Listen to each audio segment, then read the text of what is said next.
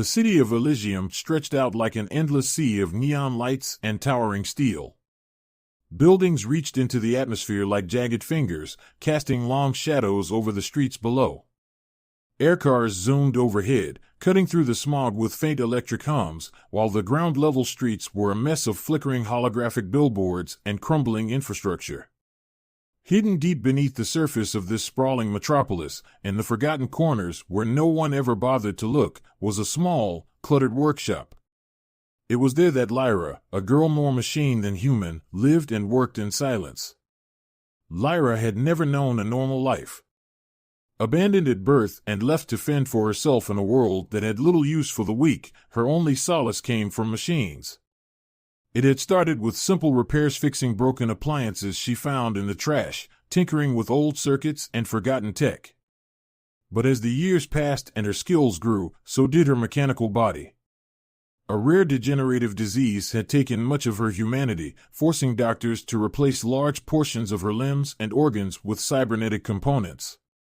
Over time, Lyra learned to embrace the cold precision of her metal parts, using them to her advantage. Her workshop was a mess of tools, wires, and half-assembled androids. The glow of various screens and monitors provided the only light in the dim, windowless room. Her mechanical left arm, a masterpiece of sleek black metal, moved with perfect accuracy as she connected wires to the exposed core of an old droid. "Come on," she muttered, tightening a screw with her enhanced grip. "Just one more adjustment, and you'll be good as new." The droid sparked to life for a brief moment before its eyes dimmed again, and Lyra sighed in frustration. Despite her talent with machines, there were always those projects that refused to cooperate. As she stretched her aching shoulders, the sound of clattering metal echoed from outside the workshop's entrance, a barely used door leading to the forgotten tunnels beneath the city. Curious, Lyra wiped her hands on her jumpsuit and made her way out of the room, her mechanical limbs whirring softly as she walked. The tunnels beneath the city were dark, damp, and filled with the remnants of a civilization that had moved on, leaving this subterranean world behind. Lyra had found many of her best salvage items here, in the forgotten ruins of the past. Tonight was no different. Following the source of the noise, Lyra came across a massive heap of discarded tech. Towering piles of metal, circuits, and broken bots lay scattered across the ground, long forgotten by anyone who might have cared. But amid the debris, something caught her eye, a faint glow, pulsing in the dark. Crouching down, Lyra reached into the pile, her fingers brushing against something smooth and cool to the touch. She pulled it free and gasped. It was a robot's head, but unlike any model she had ever seen. Its design was sleek, with dark metallic skin etched in strange, glowing symbols that pulsed faintly with blue light. The eyes, though inactive, gave off an eerie presence, as if they were watching her even now. "What are you?" she whispered, turning the head over in her hands. It was clearly alien, nothing like the mass-produced bots she had scavenged before. This was something special, something different. And most importantly, it was still operational. Lyra's heart raced with excitement as she carried the head back to her workshop. Whatever this thing was, she was determined to bring it back to life. For weeks, Lyra worked tirelessly, scouring the city for parts that might match the advanced alien technology. She scavenged from old warehouses, took apart decommissioned battle drones, and even hacked into high-security tech vendors to find the perfect components. Piece by piece, she assembled the rest of the body, a towering frame of black metal and sleek, angular lines that looked more like an armored soldier than any civilian droid. Finally, after weeks of sleepless nights and obsessive tinkering, the moment came. The robot's body was complete, its sleek limbs and powerful core gleaming in the faint light of her workshop. Lyra had integrated the most advanced AI systems she could find, carefully calibrating each component to ensure that the machine would be not just functional, but capable of learning and adapting. A true companion. Her hands trembled slightly as she reached for the final switch. "Here goes nothing," she muttered, flipping it on. The workshop's lights dimmed for a moment as the robot drew power from the grid, its systems whirring to life. The glowing symbols along its body flared brightly, casting strange shadows on the walls. Then, with a soft hum, the robot's eyes flickered open, their faint blue glow locking onto Lyra. For a long moment, nothing happened. Lyra held her breath, wondering if she had made a mistake, if the robot would be nothing more than a lifeless shell. But then, slowly, the machine straightened, its movements smooth and calculated. Its head turned, scanning the room, and finally, its gaze settled on her. "Designation, Lyra," it said, its voice deep and mechanical, yet strangely calm. "Current location, Earth." "What are your orders, Commander?" Lyra blinked in confusion, her heart skipping a beat. "Commander? Orders? I just fixed you. Who are you?" The robot's head tilted slightly, as if processing her question. "I am designated AX-13. Alien combat model, created for advanced warfare and tactical operations. My primary function is the elimination of assigned targets. Secondary function, mercenary for hire. Awaiting orders." Lyra's mouth went dry. "Wait. Mercenary?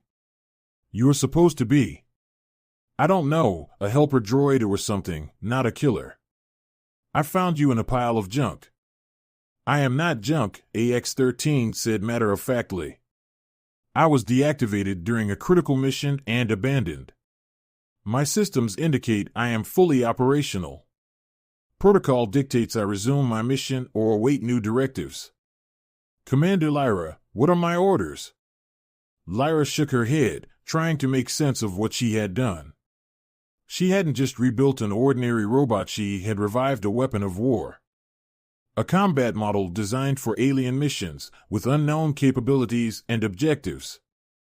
"I don't know what mission you're talking about, but that's not happening," she said, trying to stay calm. "You're not a mercenary anymore. I built you to be a companion, not a soldier."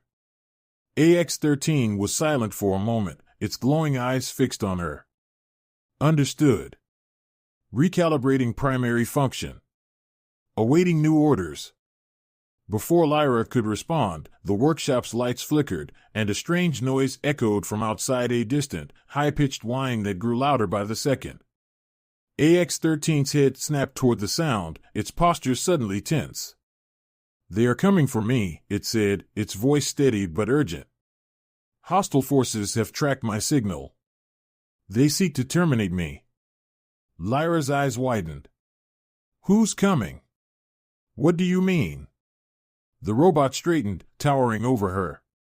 "The ones who abandoned me. They will not stop until I am destroyed. And they will eliminate anyone who gets in their way." The ground trembled as a distant explosion rocked the city above. The entire workshop shook as the distant explosion reverberated through the underground structure. Lyra stumbled, catching herself on the edge of a workbench. The soft whirring of machinery and the usual hum of electronics in her cluttered space were drowned out by the deep, ominous rumble above. The eerie glow from AX-13's symbols pulsed faster, almost in rhythm with the vibrations in the floor, as if sensing the danger approaching. "Who are they?" Lyra demanded, struggling to keep her voice steady. Her human heart raced in contrast to the cold logic of her mechanical body. "Who's coming for you?"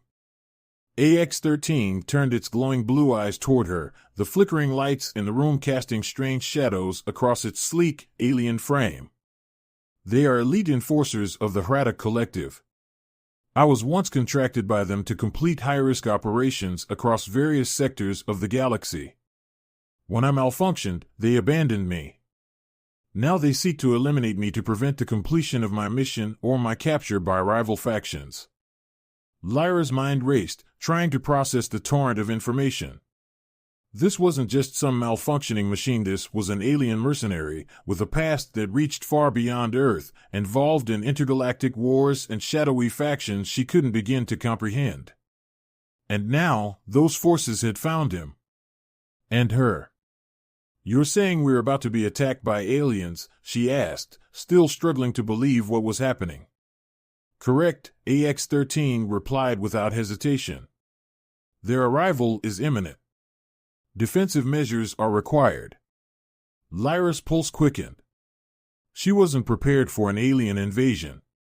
Her entire life had been about survival fixing machines, scraping together enough to get by. Now, she was being dragged into a battle she had no idea how to fight.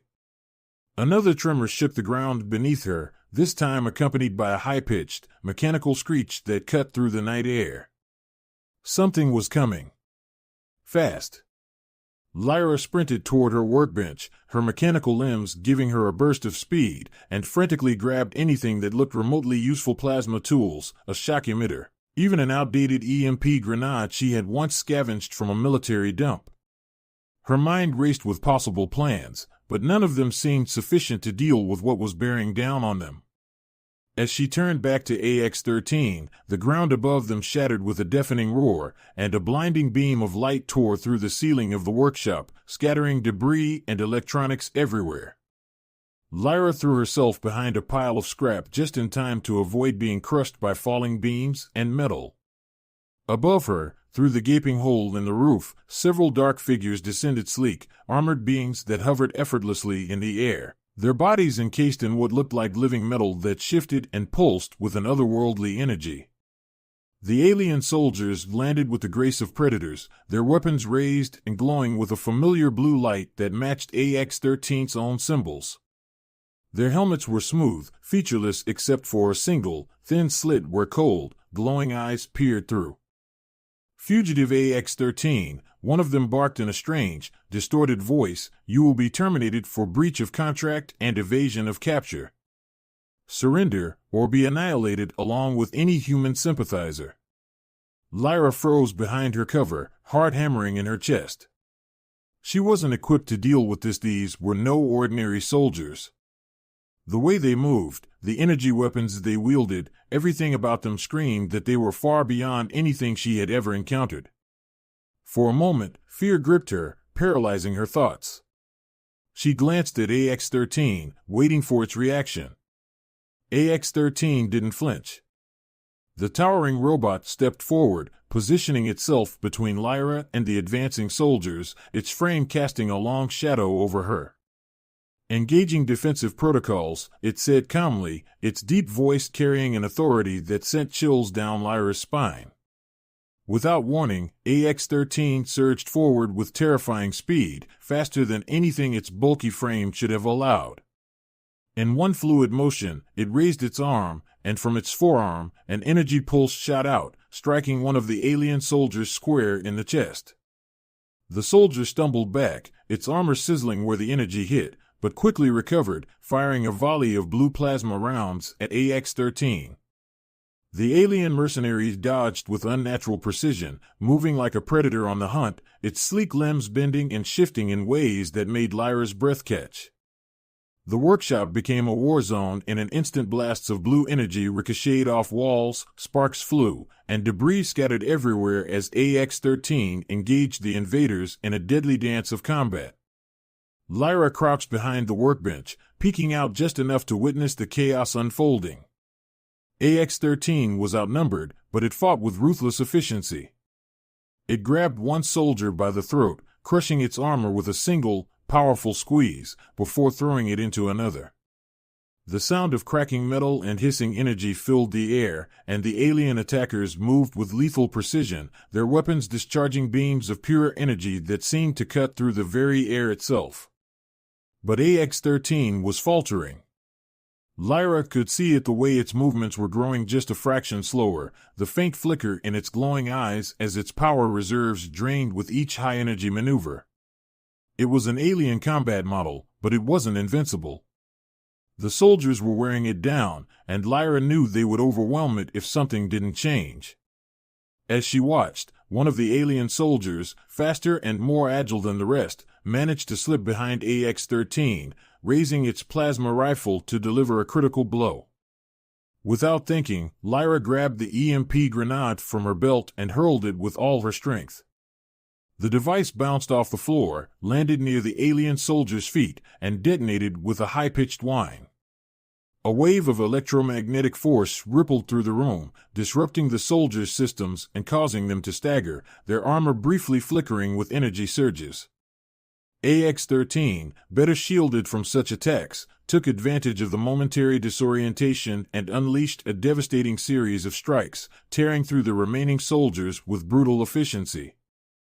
In less than a minute, it was over. The last of the alien enforcers lay crumpled on the floor, their sleek armor sparking and smoking. The room was a disaster, rubble scattered everywhere, equipment shattered, the roof partially collapsed. But the invaders were gone, and AX-13 stood victorious, its glowing eyes dimming slightly as it stepped back from the carnage. For a moment, the only sound was the crackling of damaged electronics and the faint hum of machinery still struggling to function. Lyra stood up, her legs shaking, and cautiously approached AX-13. Are they gone?" she asked, her voice barely above a whisper. AX-13 turned its head toward her, the soft blue light of its eyes flickering. "They are neutralized," it confirmed. "However, more will come. These were merely the first wave. They will not stop until I am destroyed or retrieved." Lyra's stomach twisted at the thought.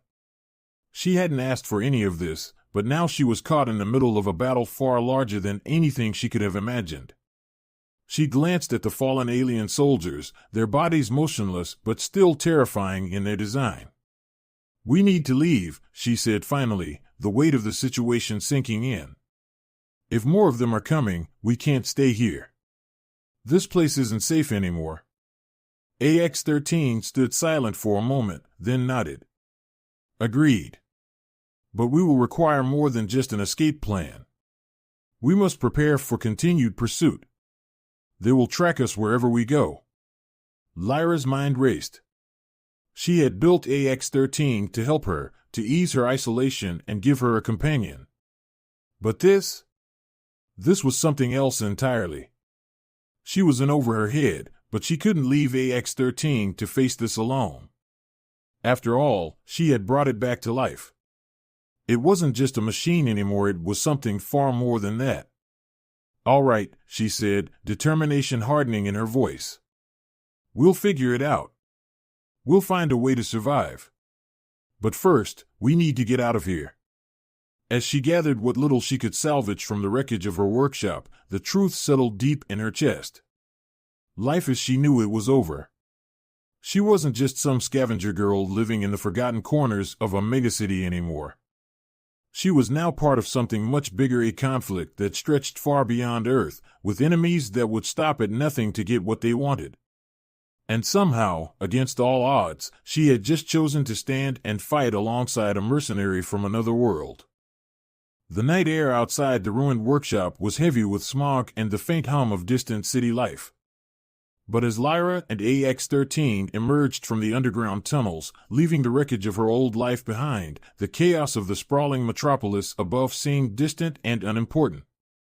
They slipped through the darkened alleyways of Elysium's industrial district, where towering factories belched steam and toxic fumes into the sky, the neon lights of the upper levels barely visible through the haze. AX-13 moved with purpose, scanning the surroundings for threats, its glowing blue eyes sweeping every shadow. Lyra followed, her mechanical legs making her strides quick and silent. The adrenaline from the earlier battle still coursed through her system, but beneath it was a growing sense of dread. She had just fought off an alien strike team with the help of a robot she had built from scrap, and now more of those soldiers were coming for them. "What's the plan, exactly?" Lyra whispered as they moved through the shadows of the alley. "If more of them are coming, we need somewhere to hide. Somewhere safe." "There are no safe places," AX-13 replied in its calm, steady tone. "They will track my signal anywhere on this planet. However, I can disable their tracking temporarily. It will give us a short window of time to strategize and prepare." Lyra chewed her lip nervously. "And how long is temporarily?"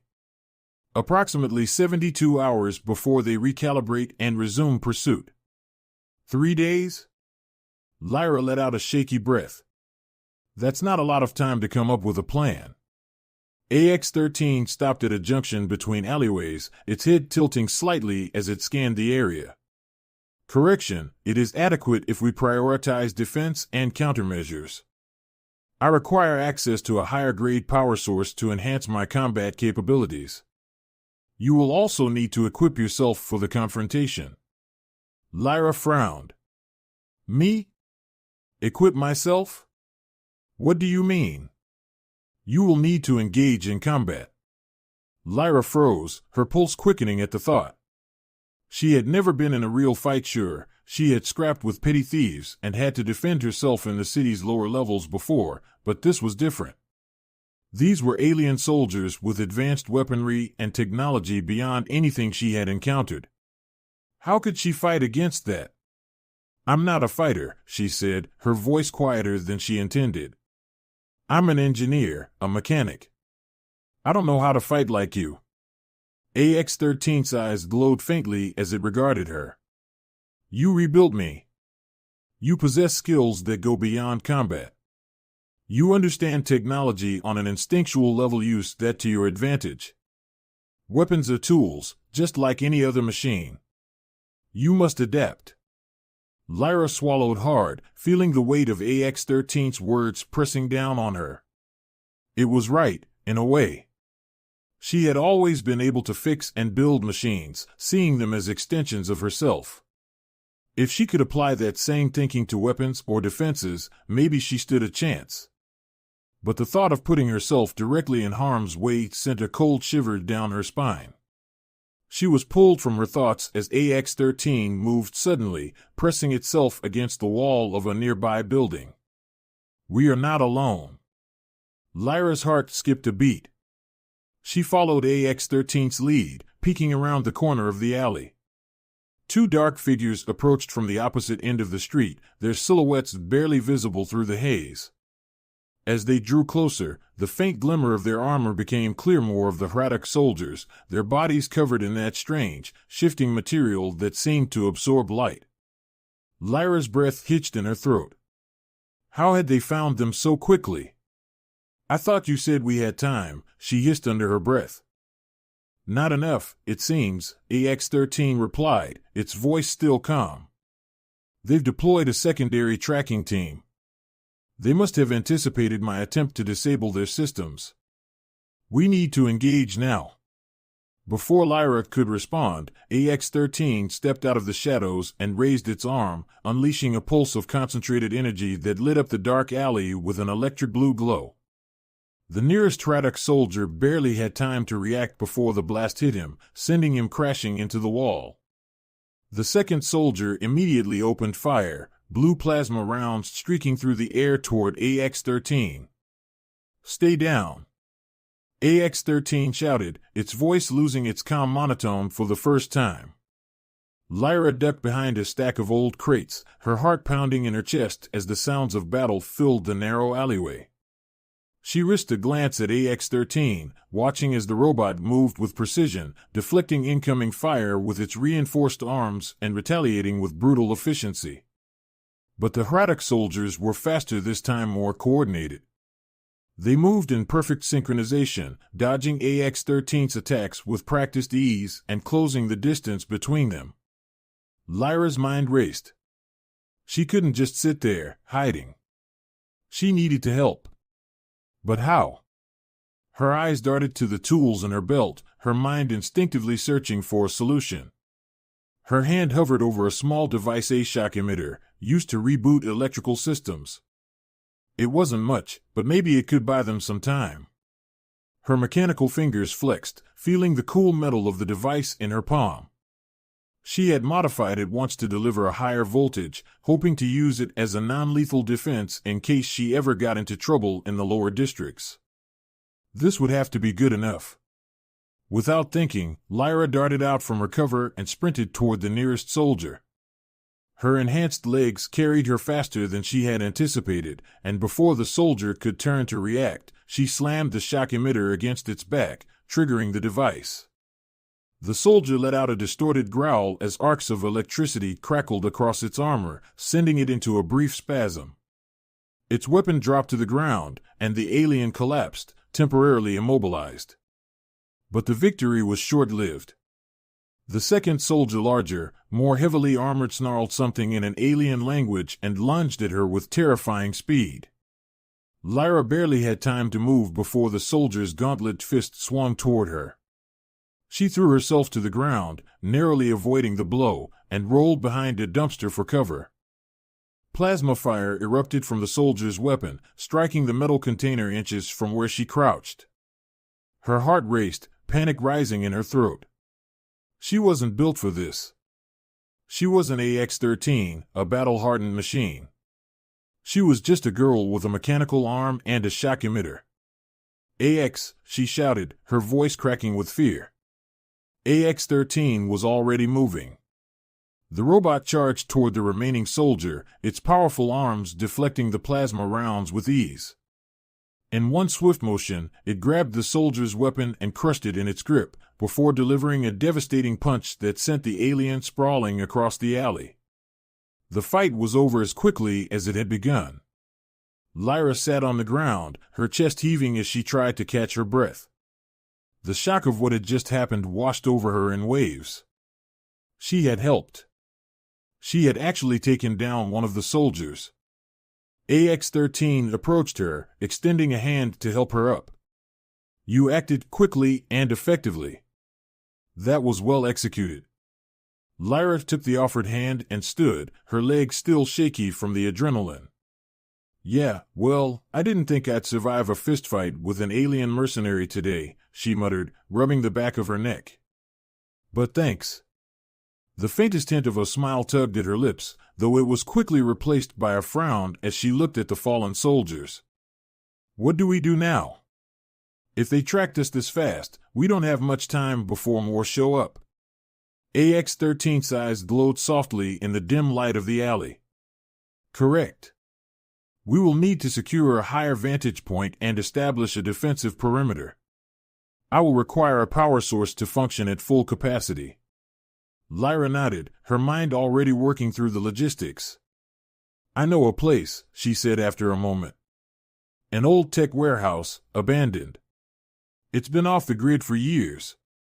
We can hole up there, find the parts we need, and plan our next move. Lead the way, AX-13 replied, stepping aside to allow her to take point. As they moved deeper into the city, away from the scene of the battle, Lyra couldn't shake the feeling that they were running out of time. The Hrada Collective wasn't going to stop coming for them, and the more they fought, the closer they seemed to get to disaster. But beneath her fear was a flicker of something else, something she hadn't felt in a long time. A spark of hope. She wasn't alone anymore. For the first time in her life, she had someone, something fighting alongside her. And for better or worse, she wasn't going to give up without a fight. The sky above the city of Elysium had turned a deep, swirling violet by the time Lyra and AX-13 reached the old tech warehouse. Nestled within the decaying outskirts of the industrial district, the building had long been forgotten by the city's inhabitants, abandoned to rust and ruin. Vines and debris covered the exterior, and the walls were riddled with holes, but Lyra knew it was the perfect place for them to regroup. She had used the warehouse as a hideout before, a place where she could salvage parts and work on her projects in secret. It was off the grid, untouched by the prying eyes of the authorities and, she hoped, the Hrada Collective. Inside, the massive structure was a maze of dusty shelves and towering stacks of discarded tech. Holographic displays flickered faintly in the corners, remnants of a time when the warehouse had been a bustling hub of innovation. Now, it was quiet, save for the hum of the city beyond the broken windows. We can set up here, Lyra said, her voice echoing slightly in the vast, empty space. She pointed toward a small room tucked into one corner, hidden behind a wall of rusted machinery. That room should have some power conduits we can tap into. It's not much, but it'll be enough to recharge your systems and keep us safe for now. AX-13 nodded, its glowing eyes scanning the area. This location is suitable. I will secure the perimeter and prepare the necessary upgrades. You should rest, Commander Lyra. Rest? Lyra scoffed, though her body was aching with exhaustion. After all that? We've got more important things to do than rest. You will be unable to perform optimally without sufficient recovery time, AX-13 replied, its voice calm but firm. I will handle the defenses. Lyra hesitated for a moment, then relented. AX-13 was right, she was running on fumes. The events of the last few hours had pushed her to her limits, both mentally and physically. But now that they had a temporary safe haven, she could finally catch her breath. Fine, she muttered. But don't go getting yourself into another fight while I'm out. AX-13's glowing eyes flickered briefly. Understood. With that, Lyra retreated into the small room she had pointed out earlier. The dusty floor creaked beneath her feet, and the stale air smelled faintly of old electronics and lubricant, but it was a space she could work with. She slumped against the wall, her back sliding down until she was sitting on the cold floor. Her mechanical limbs felt heavier than usual, the metal joints stiff from overuse. She ran her hand over the smooth surface of her left arm, feeling the familiar chill of the steel beneath her fingertips. Her mind was buzzing, replaying the events of the day over and over, finding AX-13, the battle in the alley, the realization that she was now involved in an intergalactic conflict far beyond her comprehension. The weight of it all pressed down on her, but underneath the fear and exhaustion was something else, something that made her heart race in a different way. For the first time in her life, she wasn't running from something. She was running toward something. AX-13 wasn't just a machine, not anymore. Lyra had built it, revived it from scrap, but the robot was far more than the sum of its parts. It had a purpose, a mission, and now, for some reason, she was part of that. She didn't fully understand it yet, but she knew she couldn't turn back. AX-13 had become more than just her creation, it had become her partner in a fight she hadn't chosen but now couldn't avoid. She closed her eyes, the dim glow of the warehouse fading as exhaustion overtook her. Lyra awoke to the sound of faint beeping, her internal systems alerting her to something nearby. She blinked, groggy, and sat up, her mechanical limbs feeling slightly less heavy after the brief rest. The room was still bathed in the pale light of the warehouse's ancient lighting system, but the air felt different, charged, as though something had shifted. She stood, stretching her arms, and stepped out into the main area of the warehouse. AX-13 stood in the center of the space, its frame glowing faintly as it worked on a series of intricate modifications to its own systems. Cables snaked from a nearby terminal into its back, drawing power from the building's ancient grid. Around it, makeshift defenses had been set up, automated turrets crafted from scavenged materials, motion sensors hidden in the shadows. It was a fortress now, in a way. You've been busy, Lyra said, stepping closer. Her voice was still thick with sleep. AX-13 didn't turn, but its voice responded. The perimeter is secure. I have rerouted power from the building's auxiliary systems to optimize energy flow. This should delay the Hraddock Collective's ability to track us. Lyra let out a low whistle. Impressive. You did all this while I was out? Correct. However, I require your assistance to complete the final stage of the upgrades. I have identified an additional power source deep within the city. It is heavily guarded, but it is essential if I am to function at full capacity. Lyra frowned. Heavily guarded? You mean it's in one of the corporate sectors? Yes.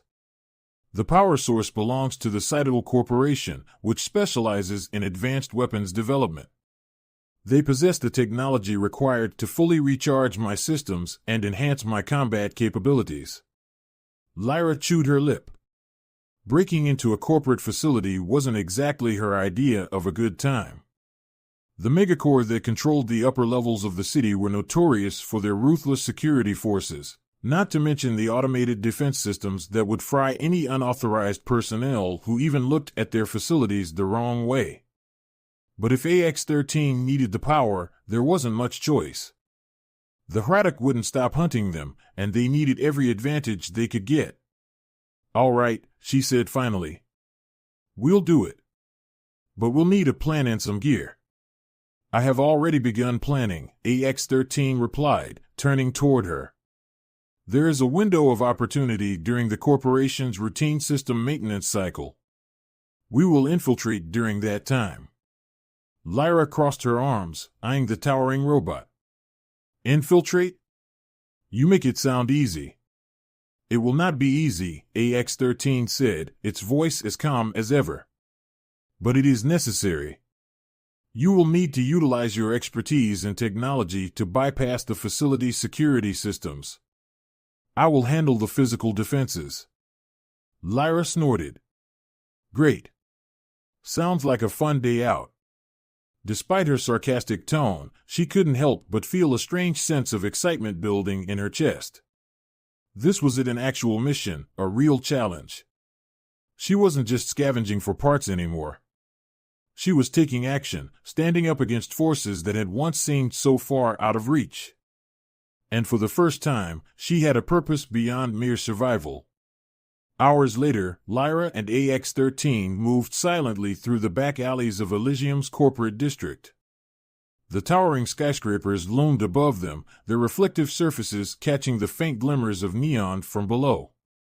The Citadel Corporation's headquarters was a monolith of glass and steel, its exterior gleaming with the harsh light of security drones and automated defense turrets. But AX-13 had timed it perfectly. The corporation systems were undergoing their routine maintenance, leaving a narrow window where the defenses were temporarily weakened. Lyra's fingers flew across her handheld terminal, bypassing the first layer of the facility's security grid. Her mechanical eyes scanned the data feeds, searching for the right points to exploit. Almost. There, she muttered, her fingers a blur. A soft beep confirmed her success, and the facility's exterior sensors powered down for a few precious minutes. We're in, she whispered, glancing at AX-13. The robot nodded and moved forward, its heavy footsteps unnervingly silent as it approached the entrance. With a swift motion, AX-13 bypassed the door's physical locks, and they slipped inside. The facility was cold and sterile, the walls lined with sleek terminals and dormant machinery. Lyra led the way, her heart pounding in her chest, while AX-13 moved with unerring precision at her side. Finally, they reached the power core, a massive, glowing cylinder that pulsed with raw energy. It was surrounded by thick security barriers, but Lyra knew exactly what to do. She set to work, hacking into the system while AX-13 stood guard, its glowing eyes scanning the room for any sign of trouble.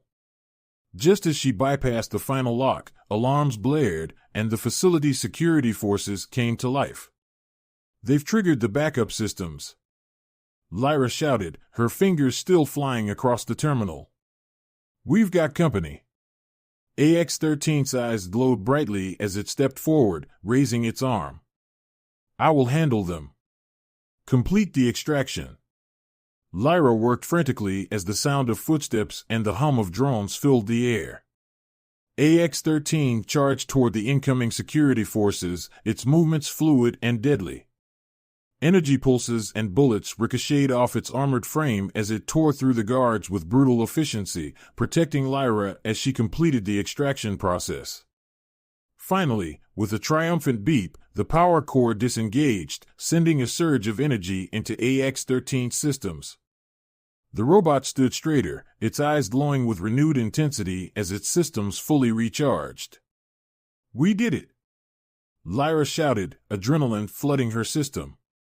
But before they could celebrate, the facility's main doors burst open, and a new figure stepped inside, a towering armored soldier, its helmet adorned with the unmistakable sigil of the Hrata Collective. They found us, Lyra whispered, her heart sinking. AX-13 turned toward her, its voice steady. We are ready for them now. Without hesitation, AX-13 charged forward to meet the new threat, its powerful limbs moving with deadly precision. Lyra watched, her pulse racing, as the final battle began. Hours later, after the dust had settled, Lyra stood in the ruins of the corporate facility, breathing heavily. AX-13 stood beside her, its frame smoking slightly from the intense combat, but its systems were fully functional, powered by the energy core they had secured. We did it, she said, her voice filled with a mixture of relief and awe. Correct, AX-13 replied. But this is only the beginning. Lyra nodded, her mind already racing with what came next. They had fought back against the Hraddock, but the fight wasn't over. More would come. They would keep coming. But now, for the first time, Lyra felt ready. We'll need to prepare, she said, her voice firm with resolve. We'll need allies, better weapons, more defenses. AX-13 turned toward her, its eyes glowing softly in the dim light. You are no longer merely an engineer, Commander Lyra. You are a combatant in an intergalactic conflict. Lyra smirked, her mechanical fingers flexing as she adjusted the tools on her belt. Well, I guess I'm going to have to get used to that. Together, they stepped out into the night, ready to face whatever came next. Jack Monroe wiped the grease off his hands and sighed as he surveyed the mess in his workshop. It had been a long day of repairs, and he was ready to close up for the night. The sun had set hours ago, and the only light in the workshop came from the dim, flickering bulbs hanging from the ceiling. He glanced at the old-fashioned clock on the wall. 11:45 p.m. Another long day in the books. Jack was a man of routine. After finishing up for the day, he'd usually pour himself a glass of whiskey, sit on his porch, and gaze up at the stars. Ever since he was a kid, he had been fascinated by the night sky, imagining the countless worlds out there, each with its own mysteries and adventures. But despite his dreams, Jack had never left New Nevada, the remote colony where he was born and raised. New Nevada wasn't much to speak of, just a dusty little settlement on the edge of the known galaxy. It was a place where people came to escape, to start over, or simply to be left alone. For Jack, it was home. He had inherited the workshop from his father, who had inherited it from his father before him. The Monroe family had been fixing things for generations, and Jack was proud to carry on the tradition. As he reached for the light switch to close up for the night, a sudden bright flash of light lit up the sky outside. Jack froze, his hand hovering over the switch. The light was unlike anything he had ever seen. Brilliant, white, and pulsating. It filled the entire workshop with a strange, otherworldly glow. What in the world? Jack muttered, walking to the window. He looked out and saw the source of the light, a sleek silver object descending from the sky, moving with a grace that defied the laws of physics. The object hummed with a low, resonant frequency that Jack could feel vibrating in his bones. His heart raced as the object touched down in the clearing just outside his workshop. The light dimmed slightly, but the ship still glowed softly in the darkness, like a beacon from another world. Jack's mind raced with possibilities. Was it a government experiment? A rogue spacecraft? Or could it be something else? Before he could even begin to process what was happening, a panel on the side of the ship slid open with a soft hiss, revealing a doorway. A ramp extended to the ground, and 3 figures emerged from the ship, their silhouettes illuminated by the soft, ambient light from within. As the figures stepped into the light, Jack's breath caught in his throat. They were women, tall, elegant, and otherworldly in their appearance. Their skin was a shimmering shade of blue, almost iridescent in the moonlight. They moved with a fluid grace, as if they were gliding rather than walking. Their eyes, large and almond-shaped, glowed faintly with a pale light, giving them an ethereal, almost hypnotic quality. Jack stood rooted to the spot as the women approached him. His mind struggled to comprehend what he was seeing, but deep down he knew. These were no ordinary visitors. They were aliens. The leader of the group, a woman with a regal bearing and silver markings on her skin, stepped forward. She wore a suit made of a material Jack had never seen before, smooth and metallic, yet flexible and form-fitting. Her voice, when she spoke, was melodic, carrying a strange resonance that seemed to echo in Jack's mind. "Are you the mechanic?" she asked, her tone calm and authoritative. Jack swallowed hard, trying to find his voice. Yeah, that's me, Jack Monroe. What can I do for you?" "Our ship has malfunctioned," the leader explained, gesturing back toward the sleek vessel behind them. "We were on our way to a diplomatic conference on Mars, but something went wrong with the energy core. We need your help to repair it." Jack blinked, trying to make sense of the situation. He had spent his life fixing all sorts of machines, but this was something entirely different. The ship looked more like a work of art than a machine, and the technology was beyond anything he had ever encountered. But there was a challenge in her voice, a challenge that Jack couldn't ignore. I'll do my best," Jack stammered, grabbing his toolbox. His hands trembled slightly, but he forced himself to focus. This was the opportunity of a lifetime, and he wasn't about to let it slip through his fingers. As he approached the ship, the alien women stepped aside, allowing him to pass. The leader followed closely behind him, her presence both comforting and intimidating. The door to the ship was still open, revealing an interior that glowed with a soft, pulsating light. The inside of the ship was even more astonishing than the outside. The walls were smooth and seamless, with no visible panels or controls. Strange, glowing symbols floated in the air, shifting and changing as Jack approached. The ship hummed with a low, resonant frequency that seemed to vibrate through his entire body. "This is the energy core," the leader said, leading him to the center of the room. In the middle of the chamber was a large crystalline structure that pulsed with an erratic, unstable light. Sparks of energy crackled along its surface, causing the ship to shudder slightly with each pulse. Jack stared at the core, trying to make sense of what he was seeing. The technology was completely alien, but he could see that something was wrong. The energy was fluctuating wildly, causing the entire system to destabilize. He could feel the heat radiating from the core, and he knew that if it wasn't fixed soon, it could lead to a catastrophic failure. "Looks like there's a flux in the energy flow," Jack muttered to himself, kneeling down to examine the base of the core. He could see conduits running from the core to the walls of the chamber, each one glowing with a different intensity. "If I can reroute the power through these conduits here." He pulled out a diagnostic tool from his toolbox and began scanning the conduits. The readings were unlike anything he had ever seen, but he could see the patterns, the way the energy flowed, the way it fluctuated, the way it was causing the system to destabilize. He felt a strange sense of clarity, as if the ship was speaking to him, guiding him to the solution. The alien women watched in silence as Jack worked. Their expressions were unreadable, but he could feel their eyes on him, their intense focus. He could feel the weight of their expectations, but instead of feeling intimidated, it gave him a sense of purpose. After what felt like hours, Jack finally managed to stabilize the core. The pulsations slowed and became steady, and the ship stopped shaking. The glow from the core softened, becoming a smooth, steady light. "There," Jack said, wiping sweat from his brow. "That should do it."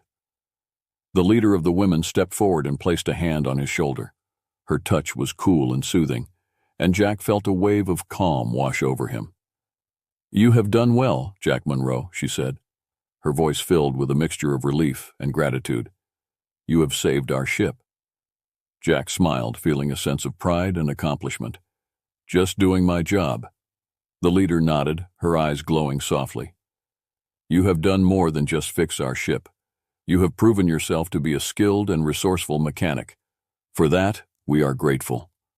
Jack felt a strange warmth in his chest at her words. He had never been one for accolades, but there was something about the way she spoke, the way she looked at him, that made him feel special.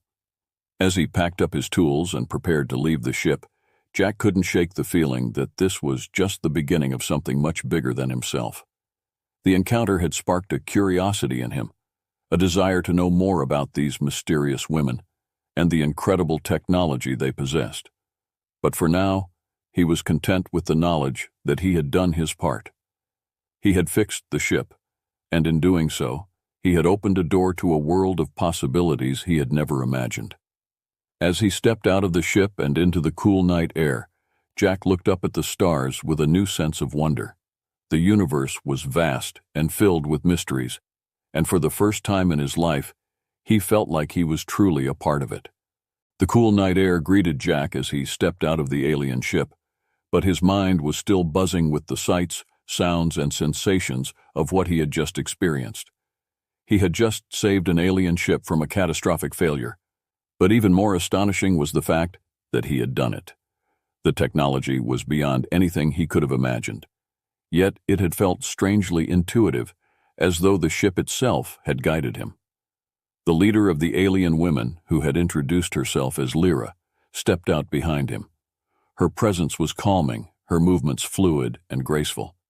Jack had always been a man of logic and reason, but there was something about these women that made him question everything he thought he knew. They were alien, yes, but there was a familiarity in the way they carried themselves, a sense of shared purpose that Jack couldn't quite place. As Jack stood there, lost in thought, Lyra approached him. Her eyes, still glowing softly in the darkness, met his. "You did well, Jack. Our ship is stable, thanks to you." Jack felt a flush of pride, but also a sense of curiosity. "I still don't understand how I was able to do it. Your technology, it's like nothing I've ever seen. How did I know what to do?" Lyra smiled, a faint expression that made her seem more human, despite her otherworldly appearance. "Our technology is designed to be intuitive. It responds to the intent and understanding of those who interact with it. You have a natural affinity for machines, Jack. Your mind was able to connect with the ship, to understand its needs. In a way, you didn't just fix it, you communicated with it." Jack stared at her, trying to wrap his mind around what she was saying. "Communicated with it? You mean the ship is alive?" "Not in the way you understand life," Lyra explained, "but it is a sentient construct. It has awareness, a consciousness of sorts. It understands its purpose and it seeks to fulfill it. When something goes wrong, it tries to communicate its needs to those who can help. You were able to hear its call, and you responded." Jack felt a shiver run down his spine. He had always thought of machines as tools, as things to be used and fixed. The idea that a machine could have awareness, could communicate its needs, was both fascinating and unsettling. "How is that even possible?" he asked, his voice barely above a whisper. Lyra looked up at the ship, her expression thoughtful. "Our technology is far more advanced than what you are used to, Jack. We have learned to harness the power of thought and intention, to create machines that can interact with us on a deeper level. It is not magic, but science. Science that has been developed over millennia. Your world is still young, but you have great potential. You were able to connect with the ship because you are open to new possibilities, because you have the mind of a creator." Jack didn't know what to say. He had spent his life fixing things, but this was something entirely different. He had always seen himself as a small cog in a much larger machine, but now he was beginning to understand that he was capable of much more. "Is that why you came here?" he asked after a moment. "Because you knew I could help?" Lyra shook her head. "No, our arrival here was accidental. Our ship encountered a spatial anomaly, something we had not anticipated. It caused a malfunction in our energy core, and we were forced to make an emergency landing. We did not know we would find you, but we are grateful that we did." Jack felt a strange mix of emotions. Relief that he had been able to help, but also a sense of unease. If their arrival was accidental, what else could be out there beyond the stars? What other dangers and wonders awaited? Lyra seemed to sense his thoughts. "The universe is vast, Jack, and filled with both beauty and danger. There are forces at work that even we do not fully understand. But there is also hope and the potential for great things. You have already proven that." Jack nodded, but his mind was still racing. He had so many questions, so many things he wanted to know. But before he could speak, the other two alien women emerged from the ship. They moved with the same grace as Lyra, their expressions serene. "The ship is fully stabilized," one of them said, her voice as melodic as Lyra's. "We are ready to resume our journey." Lyra turned to Jack. "We must leave soon, but before we go, there is something else we must do. You have helped us, and we are bound by our customs to repay that debt." Jack blinked, caught off guard.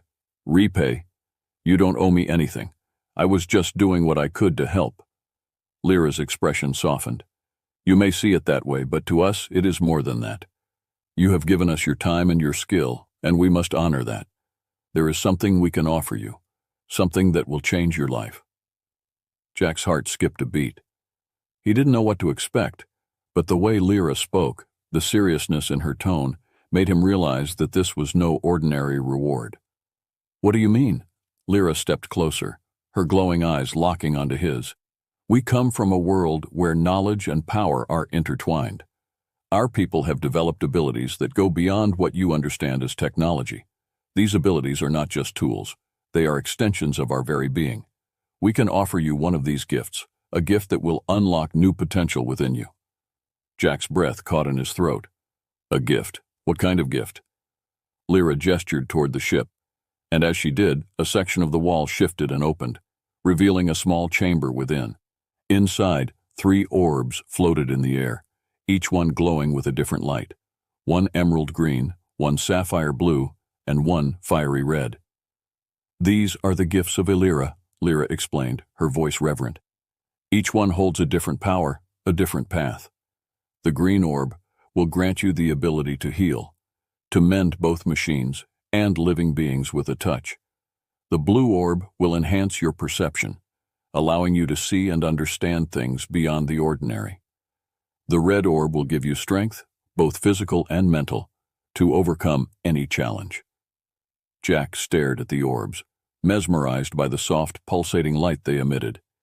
He could feel the energy radiating from them, each one calling to him in a different way. This was more than just a reward. This was a life-altering decision. "Choose one, Jack," Lyra said gently. "But choose wisely. Each gift will change your life in ways you cannot yet imagine." Jack hesitated, his mind racing. Each orb offered something extraordinary, something that could elevate him beyond anything he had ever known. The power to heal, to perceive, to strengthen. It was a decision that would shape the rest of his life. He reached out tentatively, his hand hovering over the orbs. The green one pulsed gently, promising the ability to heal and bring life back to broken things. The red one seemed to vibrate with power, a strength that could make him unstoppable. But it was the blue orb that drew him in the most. Its soft, sapphire glow seemed to speak to him, to resonate with something deep within his soul. The promise of enhanced perception, of understanding the world in ways he had never thought possible, was too alluring to resist. Taking a deep breath, Jack reached out and touched the blue orb. As soon as his fingers made contact, the orb dissolved into a fine mist that surrounded him, enveloping him in a cool, tingling sensation. He felt a surge of energy, a rush of clarity as his mind expanded, taking in new information, new sensations. It was as if the world around him had suddenly become more vivid, more alive. Lyra watched him with a knowing smile. "You have chosen well, Jack. The gift of perception will serve you in ways you cannot yet imagine. You will see the world with new eyes, understand things that were once hidden. But remember, with great power comes great responsibility. Use your gift wisely, and it will guide you to greatness." Jack nodded, still reeling from the experience. He could already feel the difference, the way his mind seemed to buzz with new insights, new possibilities. The world around him seemed sharper, more defined, as if he were seeing it for the first time. "Thank you," he said, his voice filled with awe. "I don't know what to say." Lyra placed a hand on his shoulder, her touch light and reassuring. "You do not need to say anything. The gift is yours now, and it will be with you always. But remember, Jack, this is just the beginning. Your journey is far from over." With those words, Lyra stepped back, and the other 2 women moved to join her. They exchanged a few words in a language Jack didn't understand, and then they turned back to him. "We must go now," Lyra said, her tone regretful. "But know that we will be watching, from the stars. If ever you need us, if ever you find yourself lost or in need of guidance, we will be there." Jack nodded, a lump forming in his throat. "I understand. Thank you for everything." Lyra smiled one last time, and then she and the other women turned and walked back toward the ship. The ramp retracted, and the door slid closed behind them with a soft hiss. Jack watched as the ship began to hum with energy, the lights along its surface glowing brighter as it prepared to take off. As the ship slowly ascended into the night sky, Jack stood there, staring up at the stars. The ship's light grew fainter and fainter until it was just a distant glimmer, and then it was gone, leaving him alone in the darkness. But Jack didn't feel alone. he felt a sense of connection, of purpose, that he had never felt before. The universe was vast and filled with mysteries, but now he had the means to explore them, to understand them in ways he had never thought possible. As he turned and walked back toward his workshop, Jack couldn't help but smile. His life had changed forever, and he was ready for whatever came next. The morning sun cast long shadows across New Nevada as Jack Monroe woke up, feeling more refreshed than he had in years. The events of the previous night seemed like a dream, an encounter with alien beings, the repair of an otherworldly ship, and the gift of enhanced perception. Yet, as he rubbed the sleep from his eyes, the world around him appeared different, sharper, clearer, as if a veil had been lifted. Jack sat up in bed, his senses alive in a way they had never been before. He could hear the faintest rustle of leaves outside, the soft hum of the power generator down the street, even the distant chirp of birds. Every sound, every detail of his surroundings was suddenly vivid, vibrant, and alive. The world had never seemed so real. He stood up and walked to the window, gazing out at the familiar landscape of New Nevada. The dusty streets, the old buildings, the barren hills in the distance. It was all the same, yet profoundly different. He could see the texture of the wood in the buildings, the individual grains of sand in the street, the intricate patterns of veins in the leaves of the sparse trees. The colors were richer, more intense, as if he were seeing them for the first time. Jack's mind buzzed with new insights, new understandings. He could feel the flow of energy in the electrical lines, the subtle vibrations of the machinery throughout the town. It was as if the world had opened up to him, revealing its secrets, its inner workings, in ways he had never imagined.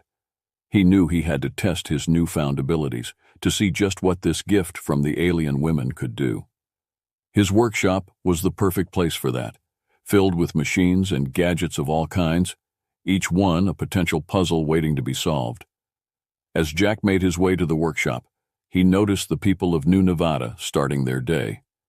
Normally, he would have just given them a nod or a quick greeting, but today he could sense something more. He could feel their emotions, their thoughts, not in a literal sense, but as a subtle undercurrent that colored their words and actions.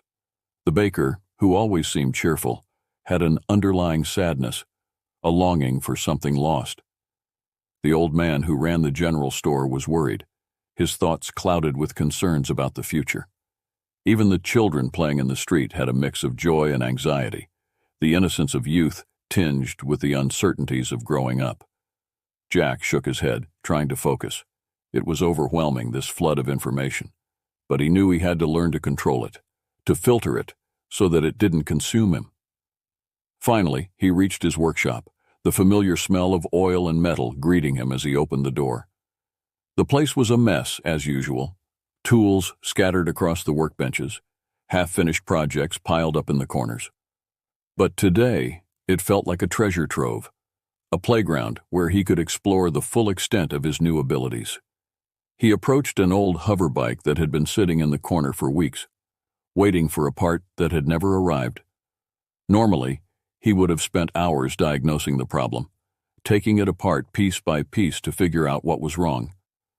But now, as he placed his hand on the bike, he could feel the energy coursing through it, the flow of power from the engine to the propulsion system.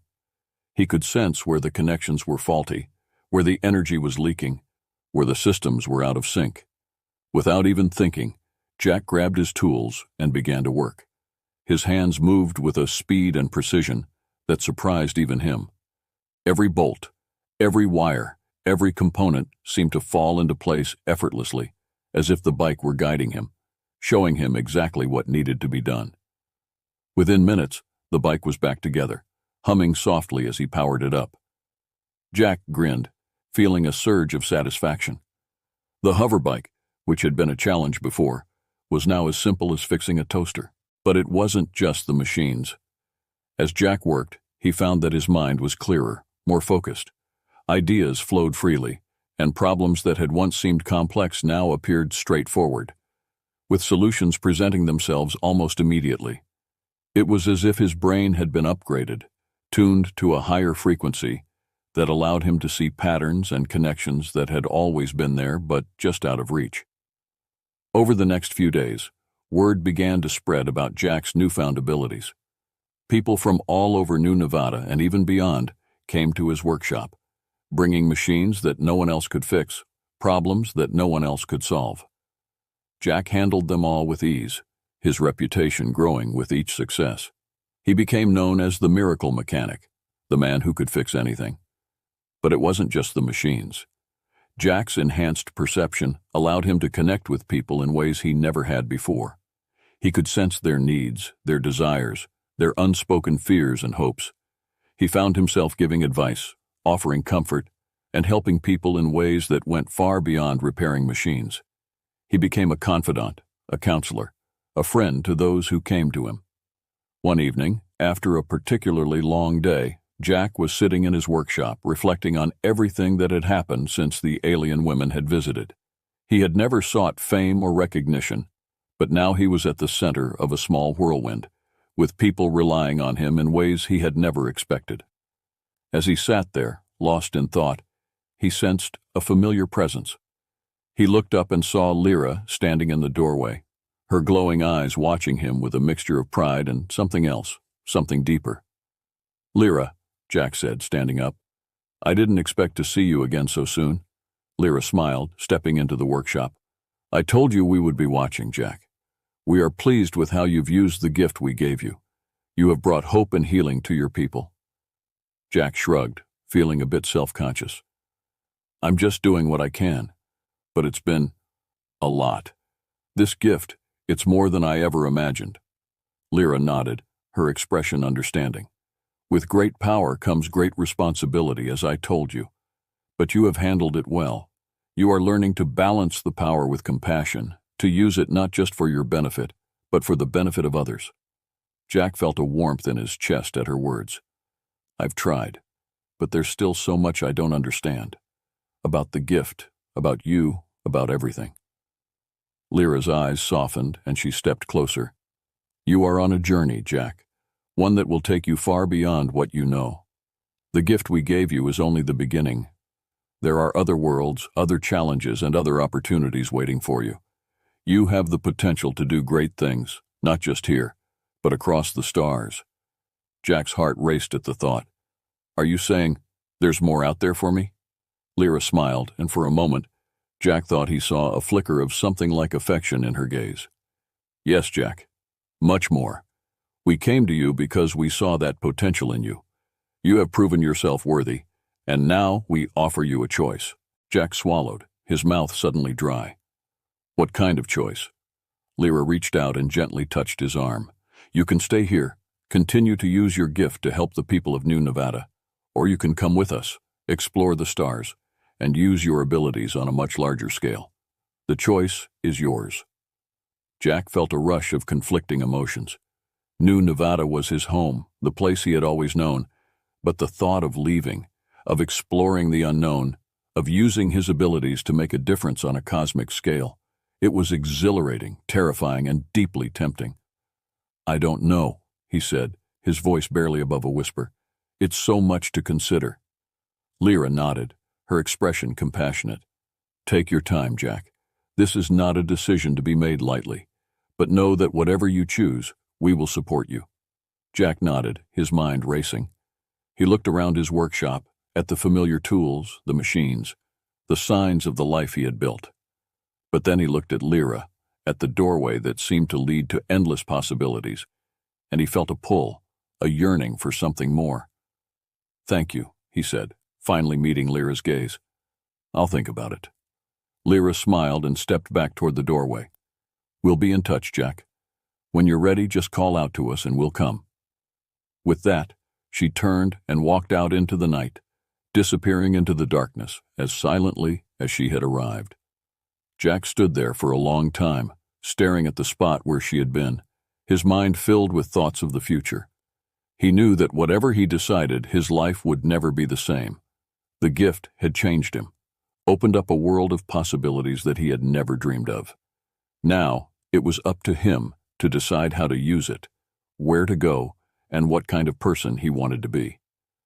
As he turned back to his workbench, Jack felt a strange sense of peace. The choice was his, and whatever he decided, he knew that he was ready for the next step in his journey, wherever it might lead. Jack Monroe spent the next few days in a state of restless contemplation. The decision that lay before him was monumental, and he felt the weight of it pressing down on him every waking moment. The routine tasks of his daily life, fixing machines, helping his neighbors, tinkering with gadgets, suddenly seemed trivial in comparison to the vast possibilities that Lyra had presented to him. He tried to go about his business as usual, but everything felt different. The world he had known all his life was now a small corner of a much larger universe, a universe that was beckoning him to explore it. The people of New Nevada, though dear to him, seemed content with their lives, unaware of the wonders and dangers that existed just beyond their reach. Jack felt a growing sense of disconnect, as if he were caught between two worlds, one he knew and one he had only glimpsed. His enhanced perception, the gift from the alien women, only deepened this feeling. He could sense the currents of life around him in ways he never had before: the hum of machinery, the flicker of electrical signals, the subtle shifts in people's emotions. It was as if he were tuning into a frequency that no one else could hear, a constant reminder of the potential that lay within him. But with that potential came a responsibility, a call to something greater than the life he had always known. One evening, as the sun dipped below the horizon, Jack found himself standing on the porch of his workshop, staring up at the stars. They twinkled like diamonds against the velvet sky, each one a distant sun, a potential world, a new adventure waiting to be discovered. He had spent his whole life gazing at those stars, dreaming of what lay beyond them. Now, for the first time, the dream felt within reach. As he stood there, lost in thought, the quiet rustle of footsteps behind him caught his attention. He turned to see his old friend Clara Hastings approaching. Clara had been a constant presence in Jack's life for as long as he could remember. She was the town's doctor, a woman of sharp intellect and even sharper wit. They had grown up together, and though their lives had taken different paths, they had always remained close. "Mind if I join you?" Clara asked, her voice gentle. Jack nodded, gesturing to the empty chair beside him. "Of course, Clara. What brings you by?" Clara sat down, her gaze following Jack's to the night sky. "I've been hearing stories about you, Jack. People are saying you've changed, that you've got some kind of magic touch now." Jack smiled faintly. "Magic? I don't know about that. Just trying to do what I can to help." Clara turned to look at him, her expression thoughtful. "It's more than that, isn't it? Something happened, something you're not telling me." Jack hesitated, then sighed. If there was anyone he could confide in, it was Clara. She had always been there for him, through thick and thin, and he knew she would understand. "Something did happen," Jack admitted. "Something big. I met someone, or rather someone's. They weren't from around here, Clara. They were from out there." He gestured toward the stars. Clara's eyes widened slightly, but she remained calm. "Aliens?" Jack nodded. "Yeah. They came to me, needed help with their ship. I managed to fix it, and in return they gave me something, an ability, a gift. I can see things differently now, understand things in a way I never could before." Clara listened quietly, her sharp mind processing every word. "That explains the stories. But there's more, isn't there?" Jack took a deep breath. "They offered me a choice, Clara. I can stay here, keep helping people in New Nevada, or I can go with them, explore the stars, see what's out there. Use this gift on a much larger scale." Clara was silent for a moment, her gaze distant. "And what do you want to do, Jack?" Jack shook his head, frustration evident in his voice. "I don't know. I've spent my whole life here. This is my home. These are my people. But at the same time, I've always wondered what's out there. And now I have the chance to find out." Clara nodded, her expression understanding. "It's a big decision, Jack, but you've always been the kind of person who dreams big, who looks beyond what's in front of you. Maybe this is your chance to finally see those dreams come true."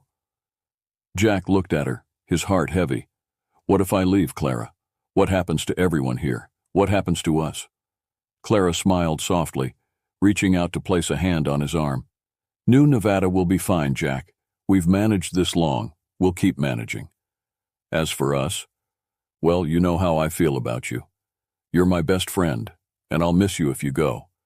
But I also know that you've got a big heart, and a big part of that heart wants to see what's out there. I can't hold you back from that. Jack felt a lump form in his throat. He had always cared for Clara, more than he had ever admitted, even to himself. But she was right. There was a part of him that needed to see what was beyond the horizon, a part of him that couldn't be satisfied with staying in one place. Thanks, Clara, he said, his voice thick with emotion. I don't want to lose you. You won't, Clara replied, squeezing his arm gently. Whether you stay or go, we'll always be connected, Jack. You've got a good heart, and that won't change no matter where you are. Jack nodded, feeling a sense of peace settle over him. He still didn't have all the answers, but talking to Clara had helped him see things more clearly. The choice was his, and whatever he decided, he knew he wouldn't be alone. The next morning, Jack awoke with a sense of clarity. He knew what he had to do. He spent the day preparing, putting his affairs in order, and saying his goodbyes to the people of New Nevada. It was harder than he had expected, but there was also a sense of closure, a recognition that he was leaving behind a place that had shaped him into the person he was. As the sun began to set, Jack found himself back in his workshop, the place where it had all started. He looked around at the tools, the machines, the memories that filled the space. This was his sanctuary, his refuge, but it was time to move on. He stepped outside and gazed up at the stars once more, feeling the familiar pull in his chest. It was time. Lyra, he whispered into the night, his voice steady. I'm ready. For a moment, there was only silence. Then, the night sky began to glow, a soft, pulsing light that grew brighter and brighter. A familiar hum filled the air as the sleek, silver ship descended from the heavens, landing gracefully in the clearing outside the workshop. The door slid open, and Lyra stepped out, her glowing eyes filled with warmth. Jack, she said, her voice carrying a note of pride, you've made your decision. Jack nodded, feeling a mix of excitement and nervousness. Yeah, I'm ready to go. Lyra smiled and extended her hand. Then come with us, Jack. The stars are waiting. Jack took a deep breath and reached out, grasping her hand. As he did, he felt a surge of energy, a sense of connection to something far greater than himself. This was his path, his destiny, and he was ready to embrace it. Together, they walked toward the ship, the future stretching out before them like the endless night sky. As Jack stepped inside the ship, he felt a sense of anticipation, of wonder. The interior was just as he remembered, smooth, seamless walls, glowing symbols that floated in the air, and the soft hum of the energy core. But this time, there was no fear, no hesitation, only a deep sense of purpose. The other two alien women were there, waiting, their expressions serene. They nodded to Jack as he entered, acknowledging his choice, his new place among them. Lyra led him to the center of the ship, where a circular platform awaited. This is the beginning of a new journey, Jack, she said, her voice filled with reverence. You will see things beyond your wildest dreams, encounter challenges you cannot yet imagine. But you will not be alone. We will be with you every step of the way. Jack stepped onto the platform, feeling a rush of energy as it activated. The ship began to hum with life, the walls shimmering with light as it prepared to take off. Lyra joined him on the platform, her hand still holding his. Are you ready? She asked, her voice gentle. Jack looked into her glowing eyes, feeling a surge of emotion. I'm ready. The ship began to rise, lifting off the ground with a smooth, effortless motion. Jack watched as the world he had known his entire life grew smaller and smaller, until it was just a speck in the distance. And then, with a final burst of light, the ship shot forward, leaving New Nevada behind as it soared into the stars. Jack felt a thrill of excitement as the ship accelerated, the stars stretching out before him like a vast, uncharted ocean. This was it, the adventure he had always dreamed of, the journey he had always longed for. As the ship traveled faster and faster, Jack felt a deep sense of peace, of fulfillment. He had made his choice, and now he was free. Free to explore, to learn, to grow. The universe was his to discover, and he was ready to embrace it.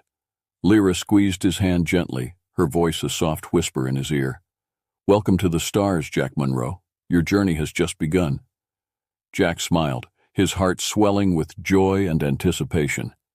He was ready for whatever the universe had in store for him, ready to face the challenges and wonders that awaited. And as the ship sped through the cosmos, Jack knew one thing for certain. He was exactly where he was meant to be.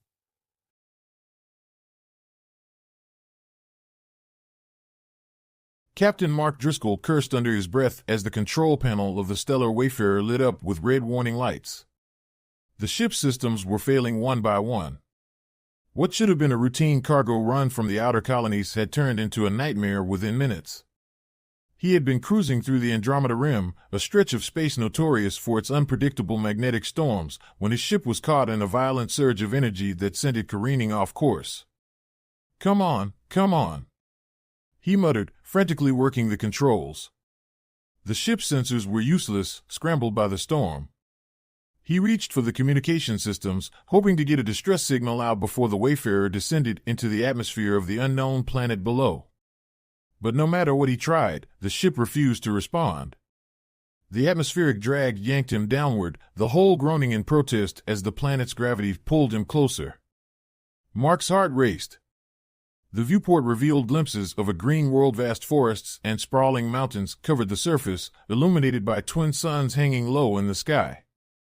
It was beautiful, but it also meant his chances of survival were slim. A jungle planet like this was notorious for its uncharted dangers. The ship's alarms screamed louder, and before Mark could brace himself, the Wayfarer hit the planet's upper atmosphere. The impact rocked the vessel, throwing him against his harness. He blacked out as the ship plummeted through the sky. Mark's senses returned slowly. He blinked, the world a blur as he lay sprawled on soft ground. The scent of damp earth and lush greenery filled his nostrils. Groaning, he sat up, wincing at the sharp pain that shot through his ribs. His crash harness had saved his life, but his body was bruised and battered from the rough landing. His ship, the Stellar Wayfarer, was a crumpled wreck not far from where he sat. Smoke rose from its damaged hull, but by some miracle, it hadn't exploded on impact. He had survived, but he knew his chances of repairing the ship and getting off the planet were next to none. Mark checked the emergency beacon strapped to his wrist. The display flickered with static, no signal. Whatever storm had knocked his ship out of the sky was still interfering with communications. He was stranded. He pulled himself to his feet, taking in the alien landscape around him. Towering trees stretched hundreds of feet into the sky, their thick trunks wrapped in vines and bioluminescent flowers. Strange bird-like creatures flitted between the branches, and in the distance, a waterfall cascaded down a cliff, its roar muffled by the dense foliage. "Okay," Mark muttered to himself, trying to shake off the disorientation. "Find shelter. Get supplies."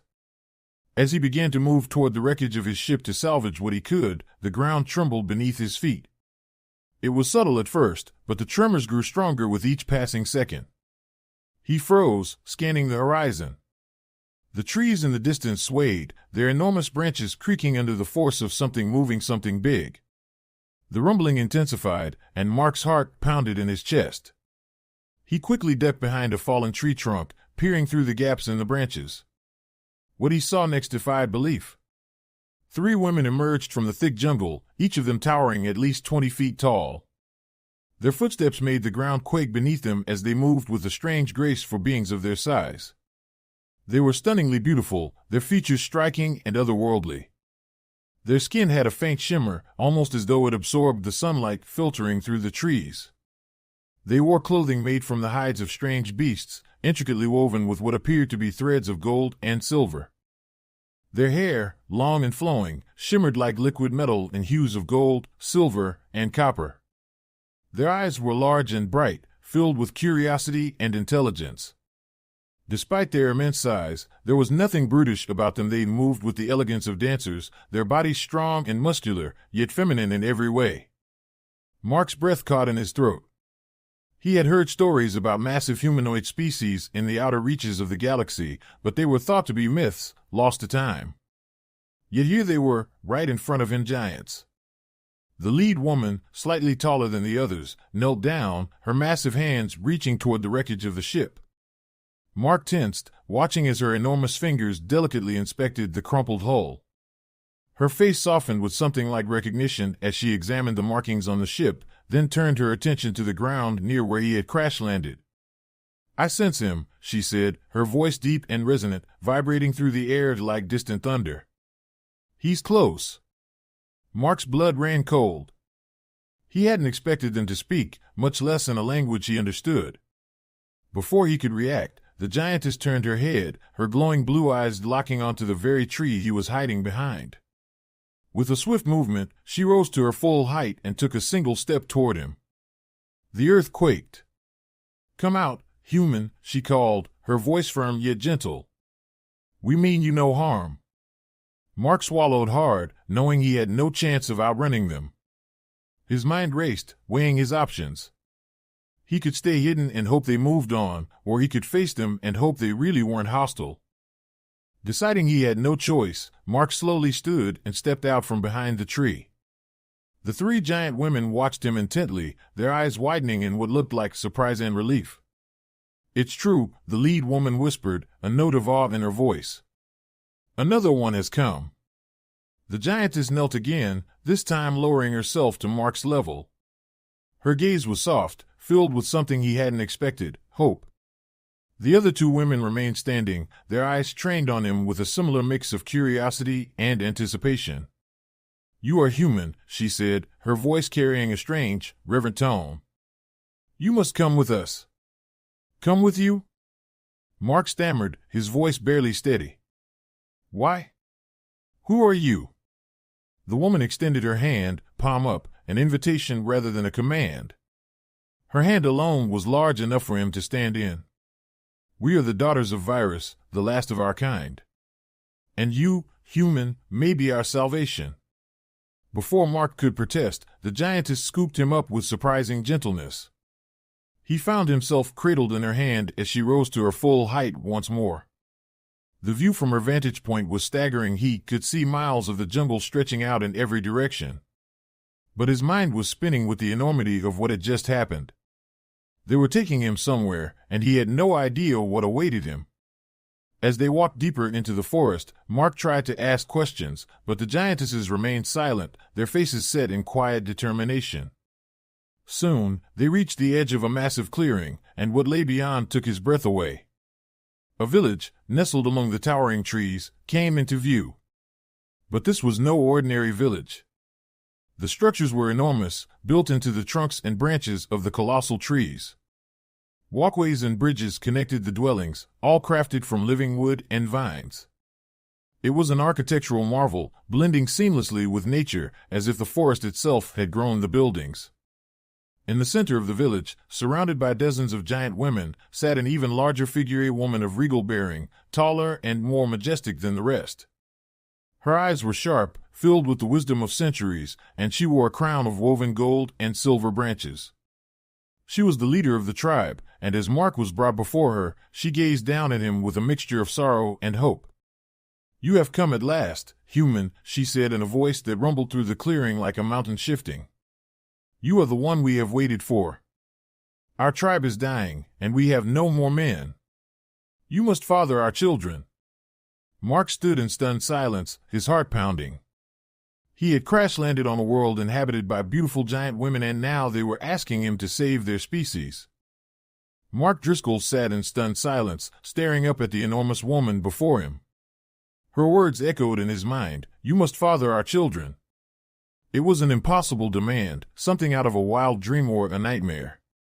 Yet, the solemn expressions on the faces of the giant women surrounding him told him this was no joke. The weight of their desperation hung in the air like a dense fog. The leader of the tribe, the tallest and most regal of them all, sat on her throne of living wood, her golden crown gleaming in the soft sunlight that filtered through the massive trees above. Her eyes, deep, piercing, and wise, were fixed on him. She was a woman of immense power and grace, but her gaze was softened by a sadness that seemed to run deep. I know this is overwhelming, she said, her voice steady but filled with ancient sorrow. But we have waited for so long. You are the first human to set foot on this planet in many generations. Our legends told of your kind men who could save us from extinction. Mark struggled to find his voice. Save you? How? I don't understand what you're asking of me. The giantess sighed, rising from her throne with a grace that belied her immense size. She motioned for Mark to follow her, and despite his hesitation, he walked alongside her as she led him out of the central clearing and deeper into the village. As they moved through the settlement, he noticed more and more of the giant women watching him with a mix of curiosity and hope, some even whispering to one another as they saw him. The buildings, nestled in the trees and carved from their living trunks, were like nothing Mark had ever seen. They were elegant, yet primal, as if nature itself had shaped them for the women. It was clear that these giants lived in harmony with their surroundings, using the forest's resources without damaging it. Birds and strange, alien creatures fluttered through the branches, completely unafraid of the enormous beings below. The leader spoke as they walked, her deep voice resonating through the air. Our people, the daughters of Virus, were once a thriving civilization. We were scholars, artists, warriors, and leaders. We lived for centuries in balance with our world, the planet we call Illyria, named after our first queen. They came to a large open space in the forest, where towering stone statues stood in a circle. The figures were carved from black and white stone, worn by time but still majestic. They depicted giant men, as tall as the women who now ruled the land. Each statue was intricately detailed, with powerful, noble features and regal clothing. Mark felt a chill run down his spine as he realized these were not just works of art, but monuments to a lost people. The giantess stopped before one of the statues, a towering figure with eyes that seemed to gaze into eternity. These were our fathers, our brothers, our sons, she said, her voice tinged with sadness. But they are gone. All of them. What happened to them? Mark asked, his voice barely above a whisper.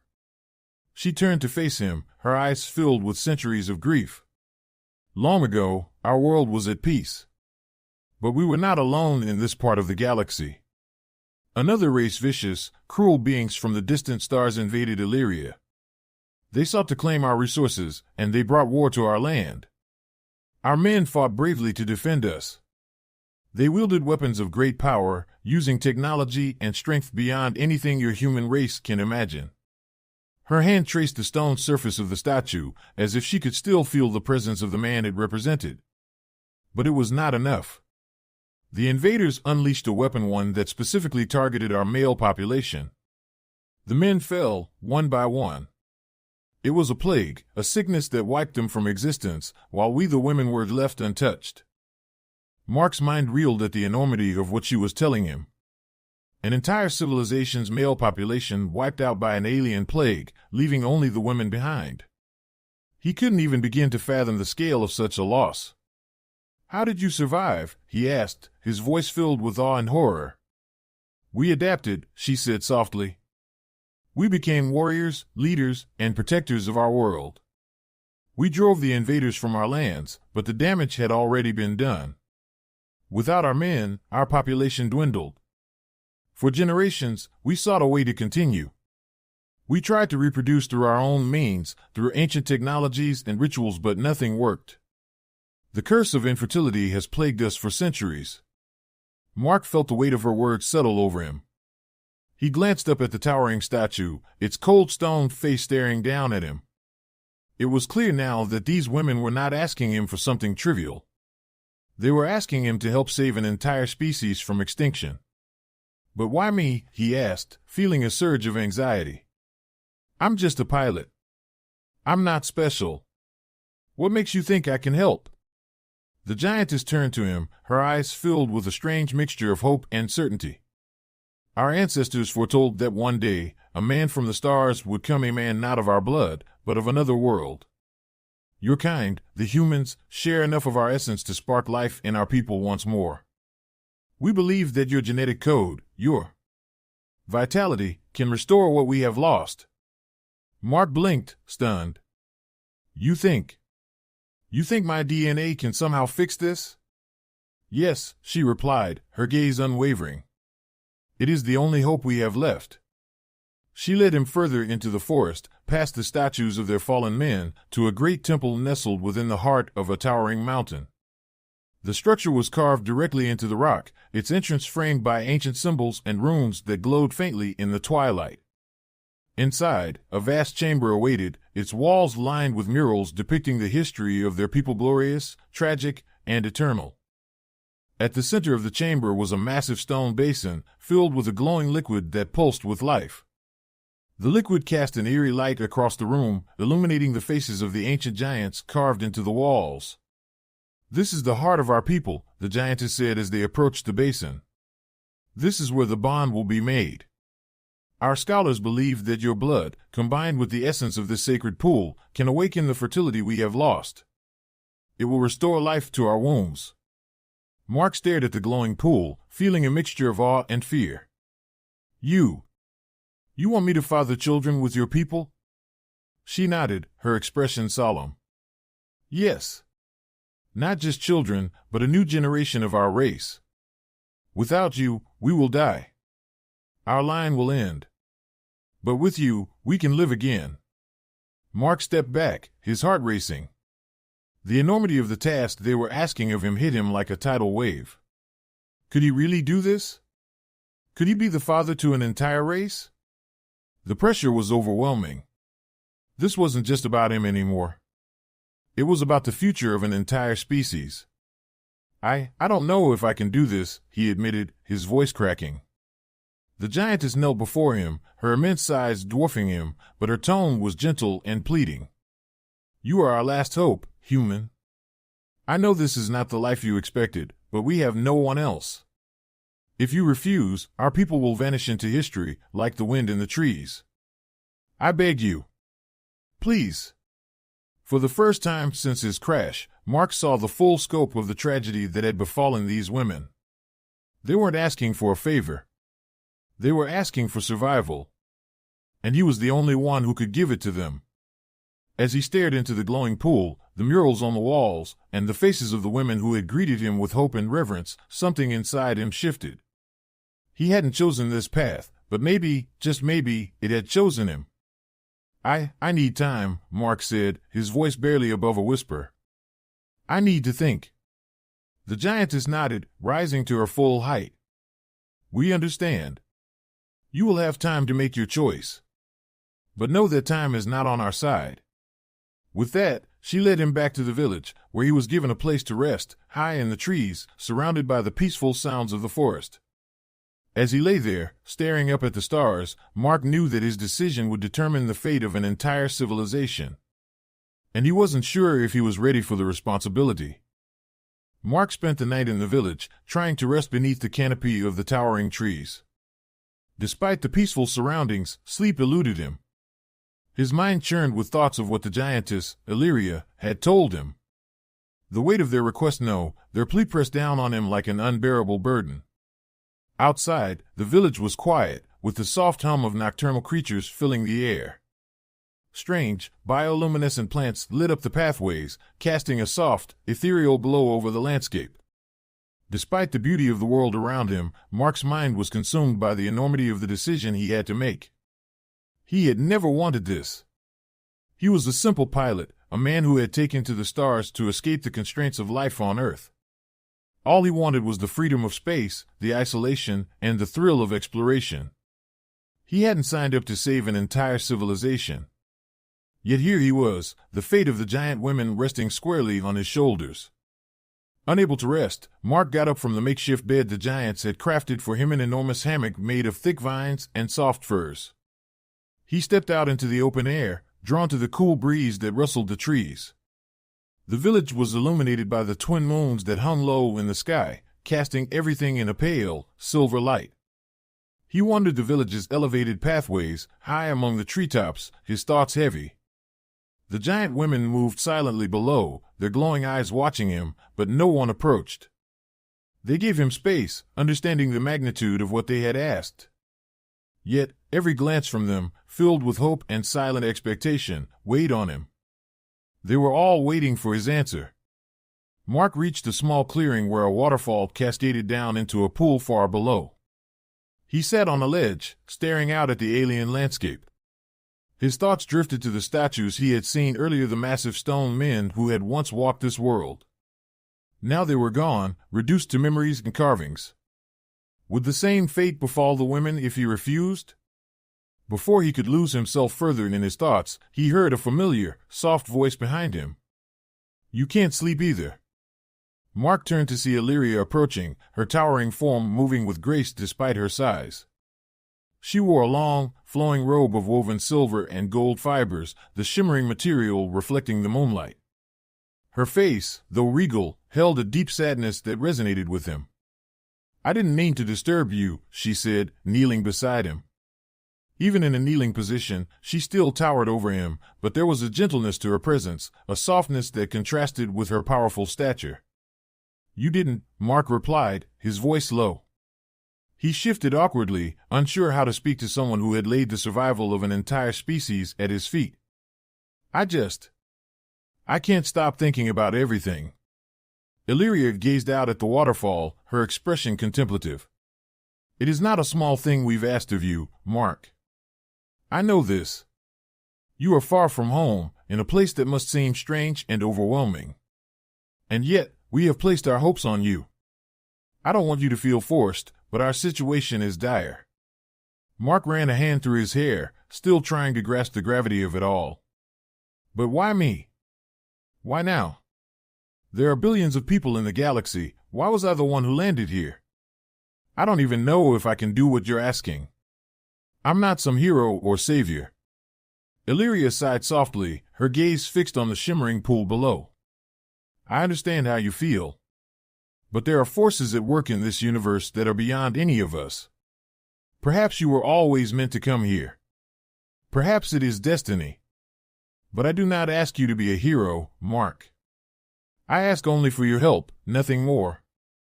She paused, her voice growing quieter, more vulnerable. "Our people have lived in isolation for so long.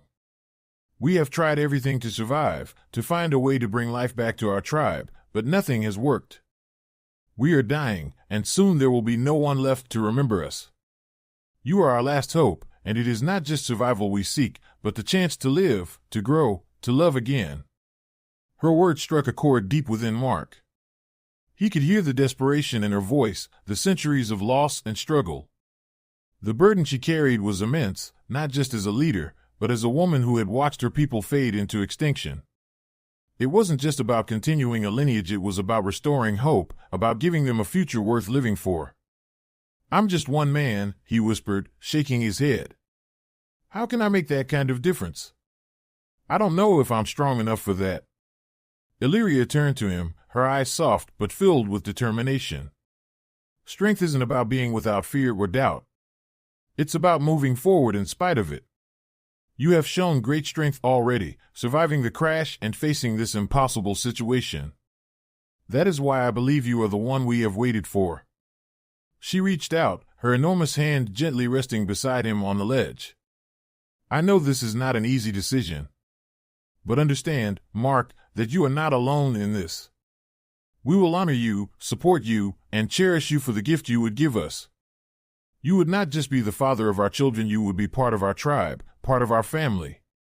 Mark felt a lump rise in his throat. The sincerity in her words was undeniable. He could feel the weight of her people's history, their suffering, and their need for survival. Illyria was not begging him out of selfishness, but out of love for her people, for the chance to give them a future that had been stolen from them.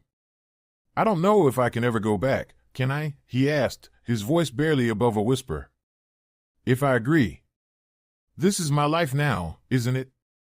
Illyria's expression softened, her eyes reflecting the twin moons above. "If you choose to stay, your life will change, yes. But it will be a life filled with purpose, with connection. You will be part of something far greater than any of us. You will be remembered for generations to come, not as an outsider, but as a man who saved an entire race from extinction." Mark felt his chest tighten. He had always thought of himself as a drifter, someone who had no roots, no lasting purpose. He had escaped to the stars to avoid responsibility, to find freedom in the endless void. But now, standing on the edge of a decision that could shape the future of an entire species, he realized that freedom wasn't the absence of responsibility, it was the ability to choose what kind of impact you wanted to have on the world around you. He started, his voice faltering. I'm scared. Illyria smiled gently, her massive form radiating warmth. I am too, she admitted. But sometimes, fear is what pushes us to be stronger, to do things we never thought we were capable of. You have that strength within you, Mark. I can see it. They sat in silence for a moment, the sound of the waterfall filling the space between them. The night air was cool, and the moons reflected off the water like silver coins. Mark felt a strange sense of calm wash over him, as if the universe itself was holding its breath, waiting for his decision. After what felt like an eternity, Mark exhaled slowly and looked up at Illyria. Her eyes were filled with hope, but also understanding. She wouldn't force him. The choice was his alone. I'll do it, he said quietly, the words tasting unfamiliar on his tongue. I'll help your people. Illyria's eyes brightened, a mix of relief and gratitude washing over her face. She didn't speak, but the look she gave him was enough, filled with more emotion than words could convey. Mark wasn't sure if he was making the right decision, but for the first time in his life, he felt like he was part of something bigger than himself. He wasn't just a pilot anymore, drifting through the cosmos. He was about to become a savior, a father, a protector of an entire race. And despite the fear, despite the uncertainty, he realized that maybe this was the purpose he had been searching for all along. The next morning, the dawn broke over the forest, bathing the village in warm, golden light. Mark stood at the edge of the village, watching as the giant women gathered to greet the new day. The atmosphere had shifted. The air was filled with renewed energy, a sense of anticipation. Illyria stood beside him, her hand resting lightly on his shoulder. Thank you, Mark, she said softly, for choosing us. Mark nodded, still grappling with the reality of his decision. What happens now? Illyria smiled, a gentle yet powerful expression. Now, we begin the ceremonies. The first steps toward the renewal of our people. You are part of our tribe now, and we will guide you through every part of the journey. Mark glanced at her, then at the other giant women moving through the village. He saw hope in their eyes, the spark of life that had been absent for so long. For the first time since his crash, he felt like he belonged. And as the sun rose higher into the sky, Mark knew that his life would never be the same again. He wasn't just a lost pilot anymore. He was their future. The sun hung low in the sky, casting a warm, golden glow over the treetop village. The air was thick with anticipation, the giant women moving with a quiet sense of purpose, their normally graceful motions even more deliberate. Mark stood at the heart of it all, feeling a strange mixture of apprehension and resolution. Today marked the beginning of a journey he never could have imagined, a journey that would tie his fate to this tribe of beautiful giants. In the days since he had made his decision, the village had undergone a subtle but unmistakable transformation. The women, once solemn and burdened by their plight, now moved with a renewed energy. Their eyes sparkled with hope, and soft conversations filled the air where silence had previously reigned. Mark had become more than just a visitor, he had become the embodiment of their future, their chance for survival. But despite the gravity of what was about to happen, the women treated him with care and reverence, ensuring that he felt more like a partner than a pawn in their quest for survival. Illyria had been especially attentive, offering him comfort and guidance as they prepared for the sacred ceremony that would mark the beginning of the renewal of their people. It was dusk now, and the village had gathered at the temple carved into the mountain, where the glowing pool of life awaited. The massive stone basin, filled with the sacred liquid, pulsed with a faint, otherworldly light, casting a soft glow across the faces of the gathered giants. The murals on the walls, depicting the lost history of their people, seemed to shimmer in the twilight, as if the spirits of their ancestors were watching. Mark stood by Illyria's side, feeling small but not insignificant in the presence of these towering women. He had chosen to be here, and now, as the ceremony was about to begin, he felt a sense of peace settle over him. His fear had not vanished, but it had transformed into something different in understanding of the immense responsibility that lay ahead. Illyria turned to him, her eyes warm but serious. "Are you ready, Mark?" she asked, her voice gentle yet firm. He nodded, swallowing hard. "As ready as I'll ever be." She smiled, a small but reassuring gesture, and then turned to address the gathered women. Her voice carried across the temple like the rolling of distant thunder, filled with both reverence and authority. "Sisters, we stand here today on the brink of a new beginning," Illyria said, her eyes sweeping across the crowd. "For centuries, we have carried the weight of our extinction, the memory of our lost fathers, brothers, and sons. But today, we take the first steps toward a future we thought was lost. Our ancestors foretold that a man from the stars would come to save us, and now he is here. Mark Driscoll, a human, has chosen to stand with us, to be part of our tribe, and to father the children who will carry on our legacy." The gathered women bowed their heads in reverence, their eyes glowing softly in the dim light. Mark could feel their collective energy, their hope and anticipation, surrounding him like a living presence. It was overwhelming, but also deeply moving. They weren't just looking at him as a savior, they were looking at him as part of their future, a man who would become part of their history, their lives. Illyria stepped forward, motioning for Mark to join her at the edge of the glowing pool. She knelt beside it, her immense frame lowering gracefully, and dipped her hands into the sacred liquid. As she did, the glow intensified, the pool pulsing with light that seemed to respond to her touch. "This pool contains the essence of life," Illyria explained, her voice soft and reverent. "It is the key to unlocking what has been lost in us. When we merge your essence with ours through the ancient rites, we believe it will awaken the fertility that has long been dormant." Mark knelt beside her, feeling the heat of the glowing pool radiating up from the surface. It wasn't just warm, it was alive, pulsing with an energy that seemed to resonate deep within him. He glanced up at Illyria, who offered him a reassuring nod. She was calm, confident, but there was a flicker of vulnerability in her eyes, as if she too was nervous about what would come next. "This is a sacred ritual," she continued. "It is not merely physical, it is a spiritual union, a bonding of our souls as well as our bodies. You will not just be a father to our children, Mark. You will become part of our people, connected to us in ways that transcend time and space."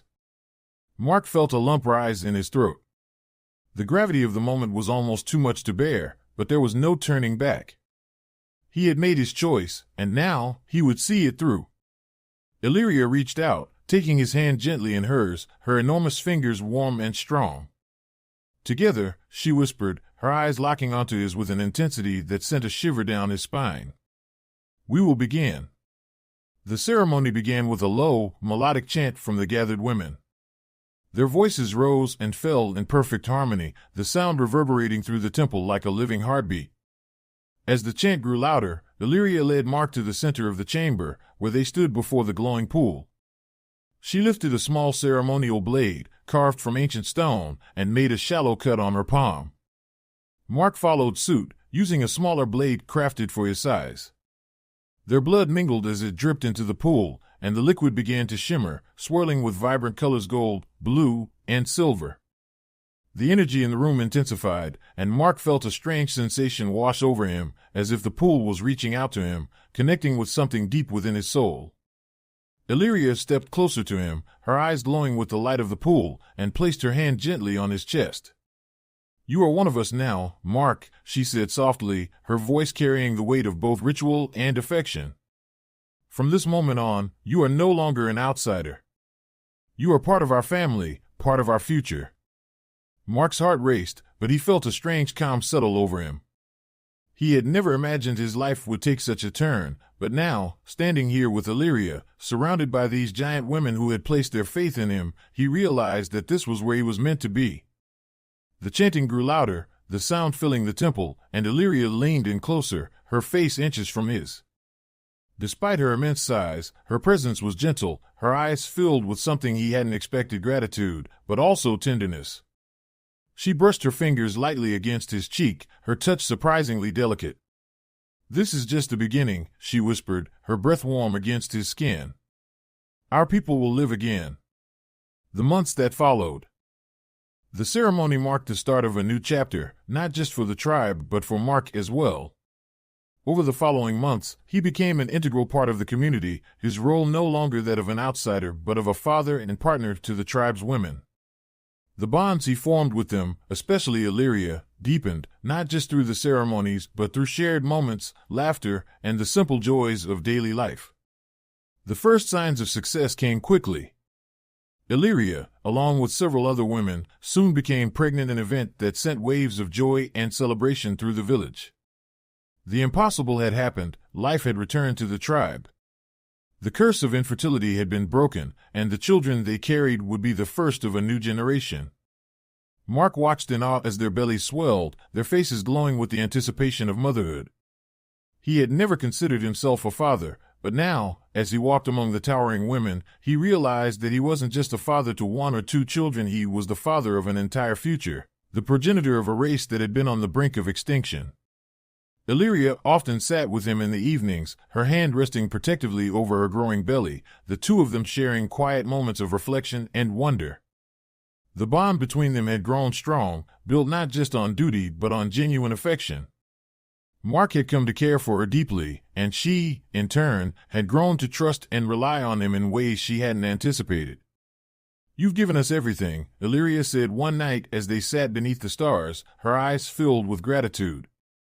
"I can never thank you enough." Mark smiled, reaching up to place his hand on hers. "You don't have to thank me," he replied. All of this, it's become my home." The first births. The day of the first birth was a day of both awe and celebration. The village gathered as Illyria gave birth to a daughter, an enormous, healthy child who bore the strength and beauty of her mother, but also a unique spark of humanity. The infant's cry echoed through the forest, a sound that brought tears to the eyes of every woman in the tribe. Mark stood at Illyria's side, overwhelmed by the moment. He had never imagined he would be here, in this place, witnessing the birth of a new generation. But as he looked into the eyes of his newborn daughter, he knew that this was where he was meant to be. As the months passed, more children were born, each one a living testament to the union between Mark and the tribe of giants. The village was filled with the sounds of laughter and joy as the children grew, strong and healthy, the hope of their people made flesh. Mark's life had changed in ways he could never have foreseen, but as he stood among the women and children, he felt a deep sense of fulfillment. He had given them a future, but in doing so, he had also found his own. He was no longer the lost pilot drifting through the stars. He was a father, a protector, and a part of something greater than himself. And as the tribe flourished, Mark knew that their future was secure. The tribe of beautiful giant women would live on.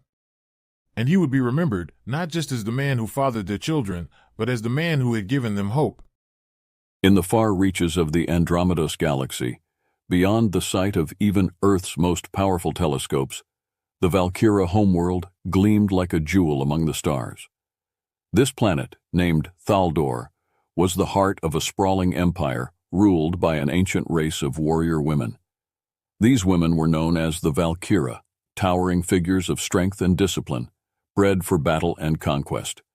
Their society was built upon the core principles of honor, war, and dominance. For centuries, they had expanded their territory, conquering planets, solar systems, and even whole star clusters. Few races dared to challenge them. At the head of this mighty empire was General Arina, a fearsome leader whose name was whispered with awe across the galaxy. With her flowing silver hair, piercing violet eyes, and skin the color of the deep ocean, she was a commanding presence, her battle record spotless. Arina had led the Valkyra through countless victories, and her name was synonymous with invincibility. But now, the Valkyra were bored. They had defeated every major opponent in their sector, leaving them with no worthy adversaries. It was in this boredom that Arina had agreed to a peculiar mission, a reconnaissance trip to an insignificant planet on the fringes of their maps, Earth. "Earth," Arina said, sitting in her command chair aboard the sleek silver battlecruiser Valoria. "What a pitiful little rock." "Indeed, General," Sora, her second-in-command, replied with a smirk. Sora was nearly as tall as Arina, her frame wrapped in gleaming black armor. It barely registers as a threat. Their technology is primitive, their defenses laughable. They're no more advanced than the lizards we wiped out on Chloros 4. Arina glanced at the holographic map displaying Earth and its neighboring planets. To her, it was just a speck, a small blue dot floating in the vastness of space. She knew Earth's history, a planet torn by wars and conflict, populated by a species that had barely managed to escape their atmosphere in flimsy metal capsules. Compared to the Valkyra, who had mastered faster-than-light travel eons ago, humans were little more than children playing with toys. They call their kind humans, Arina mused aloud, her tone dripping with amusement. They sound so fragile, so insignificant. How they've managed to survive this long in the cosmos is beyond my understanding. The other Valkyra on the bridge chuckled in agreement. They had been monitoring Earth's communications, its broadcasts and signals. They found the humans' obsession with entertainment, material wealth, and trivial conflicts laughable. The Valkyra, in contrast, lived for the thrill of battle and the pursuit of victory. Arina rose from her chair, her violet eyes gleaming. We shall pay them a visit. They may not be worthy of our conquest, but it will be amusing to see their faces when they realize just how small they are in the grand scheme of the universe. With a simple hand gesture, Arina commanded the Valoria to descend. The ship hummed to life, its engines glowing as it accelerated toward Earth. The vessel was a thing of beauty and terror, a sleek war machine equipped with technology far beyond anything Earth had ever seen. It shimmered as it cut through the void, its cloaking field allowing it to pass undetected through Earth's defense systems. As the ship neared the outer atmosphere, the crew gathered on the bridge, eagerly awaiting their first glimpse of this primitive world. A holographic view of Earth appeared before them, a swirl of blue oceans, green land masses, and white clouds. They are so unaware, Sora sneered, her arms folded across her chest. We could destroy them all before they even knew we were here. Arina, however, wasn't interested in destruction. Not yet, at least. Let them see us first. Let them feel the weight of our presence. The Valoria pierced through the atmosphere, its cloaking field shimmering and dropping away as it descended toward Earth. The ship sliced through the sky like a falling star, its sleek metallic body gleaming in the sunlight. The Valkyra watched with amusement as Earth's primitive radar systems began to pick up their presence. Alarms blared across military bases, and jets were scrambled to intercept. They think their machines can stop us? Sora laughed. How quaint. Within minutes, the Valoria hovered above one of Earth's largest cities, New York. Its enormous shadow blotted out the sun, casting the city below into a state of confusion and panic. The ship's engines emitted a low, humming vibration that rattled windows and shook buildings. On the streets, people looked up in horror and awe. Thousands gathered, staring at the colossal spacecraft that had suddenly appeared above their heads. Some ran, terrified of the unknown. Others stood frozen, unable to comprehend the sight before them. Arina stood at the front of the ship, her gaze fixed on the tiny figures below. The humans were as small and insignificant as she had imagined, scurrying about like ants under her feet. She found it almost humorous. Open the bay doors, Arina commanded, her voice calm. The enormous bay doors at the bottom of the ship slowly slid open with a hiss, and a ramp extended to the ground below. Arina, Sora, and several of the elite Valkyra warriors marched down the ramp, their massive forms and shining armor creating an imposing spectacle. They moved with grace and power, every step purposeful, their eyes cold and calculating. As they reached the street, the crowd backed away, whispering in fear. The humans had never seen anything like the Valkyra before, these tall, blue-skinned warriors with eyes that glowed like stars. For a moment, there was only silence, the air thick with tension. Then Arina spoke, her voice booming through the city. People of Earth, we are the Valkyra, conquerors of the stars. We have come to witness your world, though it is barely worth our attention.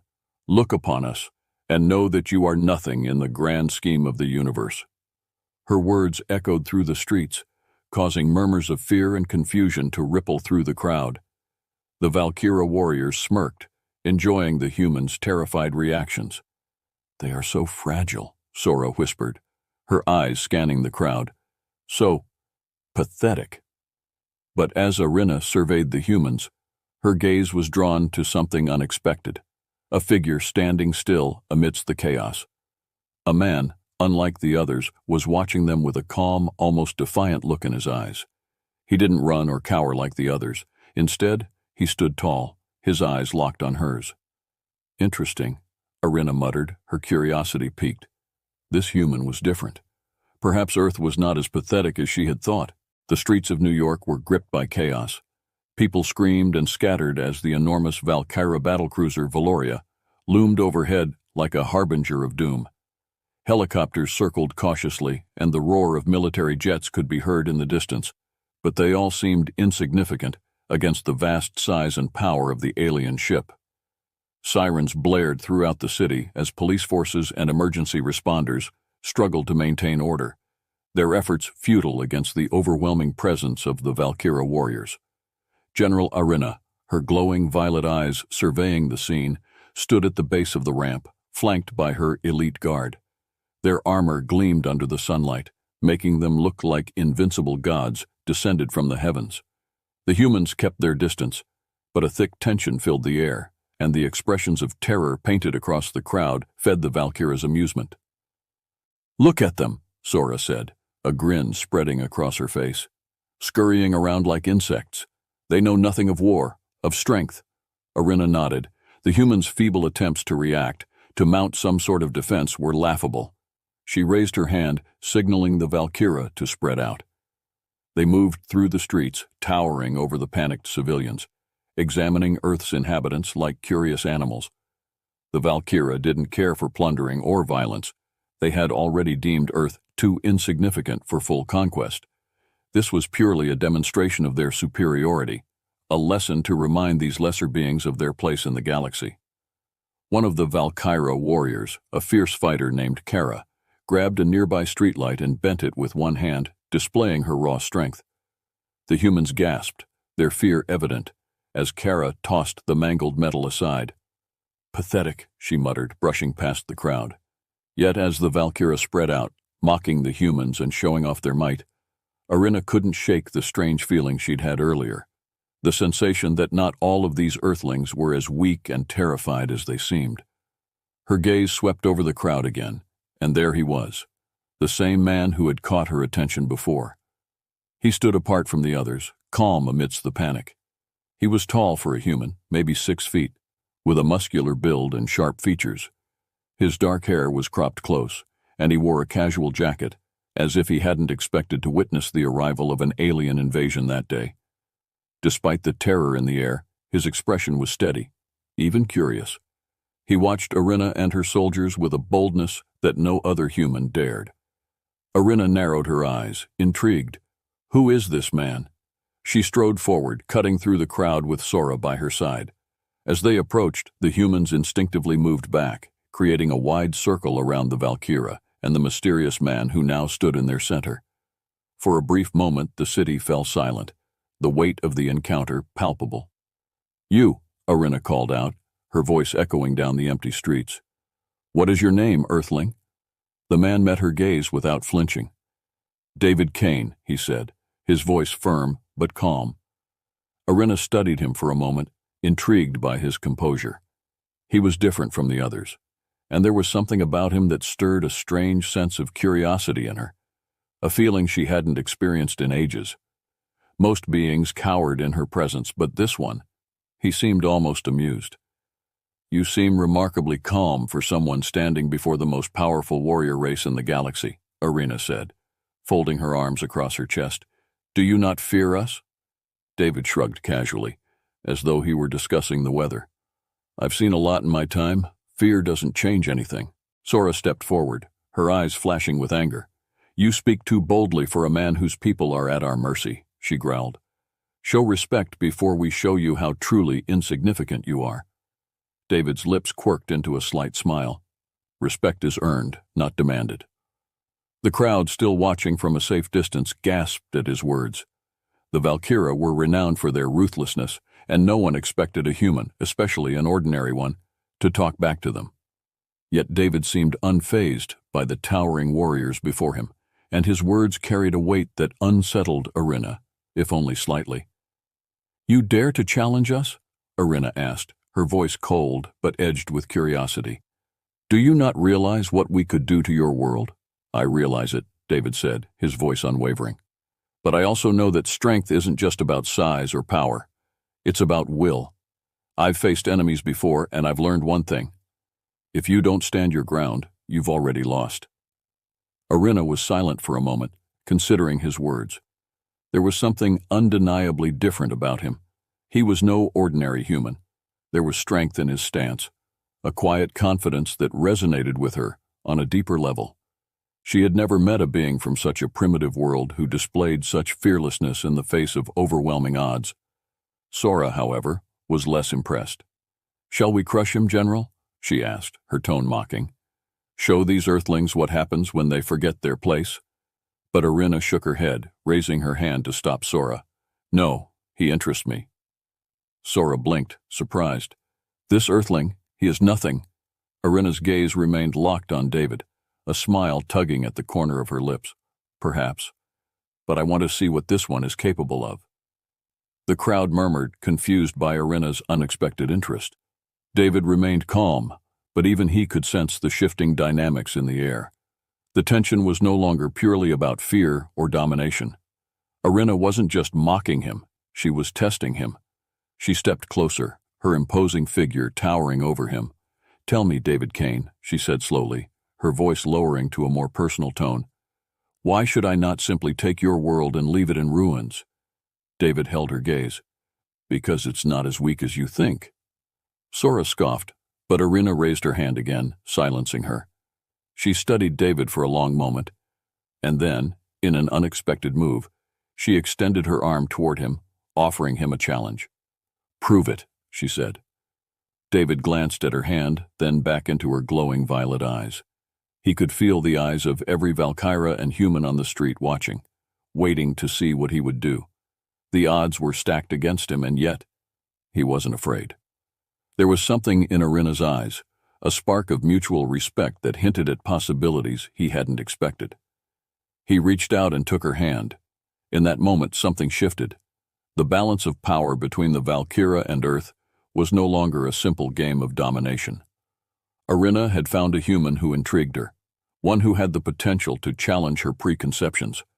As she released David's hand, she turned to Sora and her soldiers. "Hold your positions," she commanded. "We'll see if this planet is truly as weak as we thought."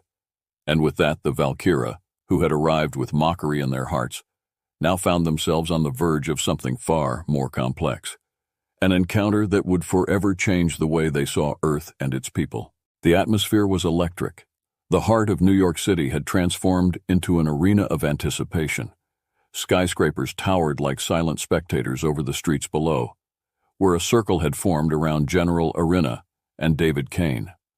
The crowd, a mix of fear and awe, watched as the imposing Valkyra leader faced off against the unassuming earthling who had dared to stand his ground.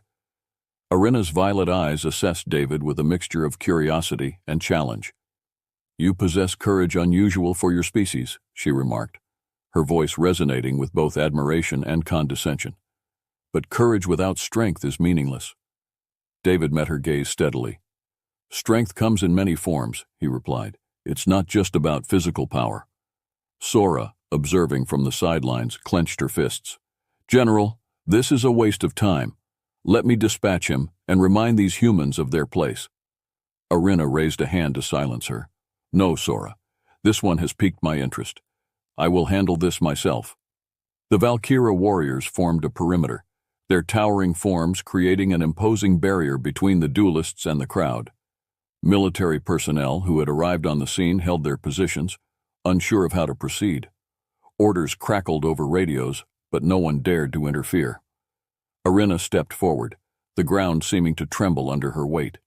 She wore armor made of an iridescent material unknown to Earth, which moved like liquid silver yet was as strong as any metal known to man. At her side hung an energy blade, its hilt adorned with intricate alien symbols. "Do you wish to reconsider?" Arina asked, a hint of a smile playing on her lips. "Yield now, and I may spare you the humiliation." David shook his head. "I've never backed down from a challenge." He was unarmed, but years of training had honed his body into a weapon. As a former Special Forces operative, David had faced enemies of all kinds. But this was different. He was up against an alien warrior with abilities beyond human comprehension. Still, he felt a strange calm settle over him. Arina drew her energy blade. The weapon ignited with a sharp hiss, a shimmering blade of pure energy extending from the hilt. Its light cast a glow over her face, highlighting her determined expression. "Very well," she said. "Let us begin." Without warning, Arina surged forward. Her movements were a blur, faster than any human could naturally perceive. Yet David reacted instinctively, years of combat experience guiding him. He sidestepped her initial strike, the energy blade slicing through the air where he had stood moments before. The crowd gasped. Cameras from news crews captured the astonishing scene, broadcasting it live around the world. People watched from their homes, bars, and public squares, eyes glued to screens as the impossible unfolded before them. Arina spun gracefully, bringing her blade around in a sweeping arc. David ducked, feeling the heat of the blade as it passed overhead. He retaliated with a swift kick, aimed at her midsection. His foot connected with her armor, the impact jarring but ineffective. She raised an eyebrow. "Impressive reflexes," she admitted. "But you'll need more than that." Arina intensified her assault, launching a series of rapid strikes. David evaded each one with a combination of agility and anticipation. He noticed that while she was incredibly fast and strong, her fighting style was direct, perhaps overconfident. As the duel continued, David began to adapt. He looked for patterns in her movements, timing in her attacks. He realized that if he could predict her next move, he might find an opening. Arina feinted to the left before swinging to the right. David anticipated the maneuver, stepping inside her guard. Seizing the moment, he delivered a powerful elbow strike to her shoulder joint, aiming for a gap in her armor. The impact made Arina stumble back a step. Surprise flashed across her face. No one had ever managed to land a blow on her in close combat, let alone a human. "You're full of surprises," she remarked, her tone tinged with genuine respect. "Likewise," David replied, breathing steadily. Around them, the Valkyra warriors exchanged uncertain glances. Sora's expression darkened. "General, this has gone on long enough," she called out. "Allow me to assist." Arina shot her a sharp look. "Stand down, Sora. This is my fight." Resuming her focus on David, Arina adjusted her stance. She recognized that brute force would not suffice. This human required a different approach. She deactivated her energy blade, much to everyone's astonishment. "A fair fight," she declared, setting the hilt aside. "No weapons." David nodded, appreciating the gesture. "Agreed." They circled each other, each assessing the other's weaknesses. Arina made the first move, launching a swift kick aimed at David's torso. He blocked it with his forearm, the force sending a shockwave up his arm.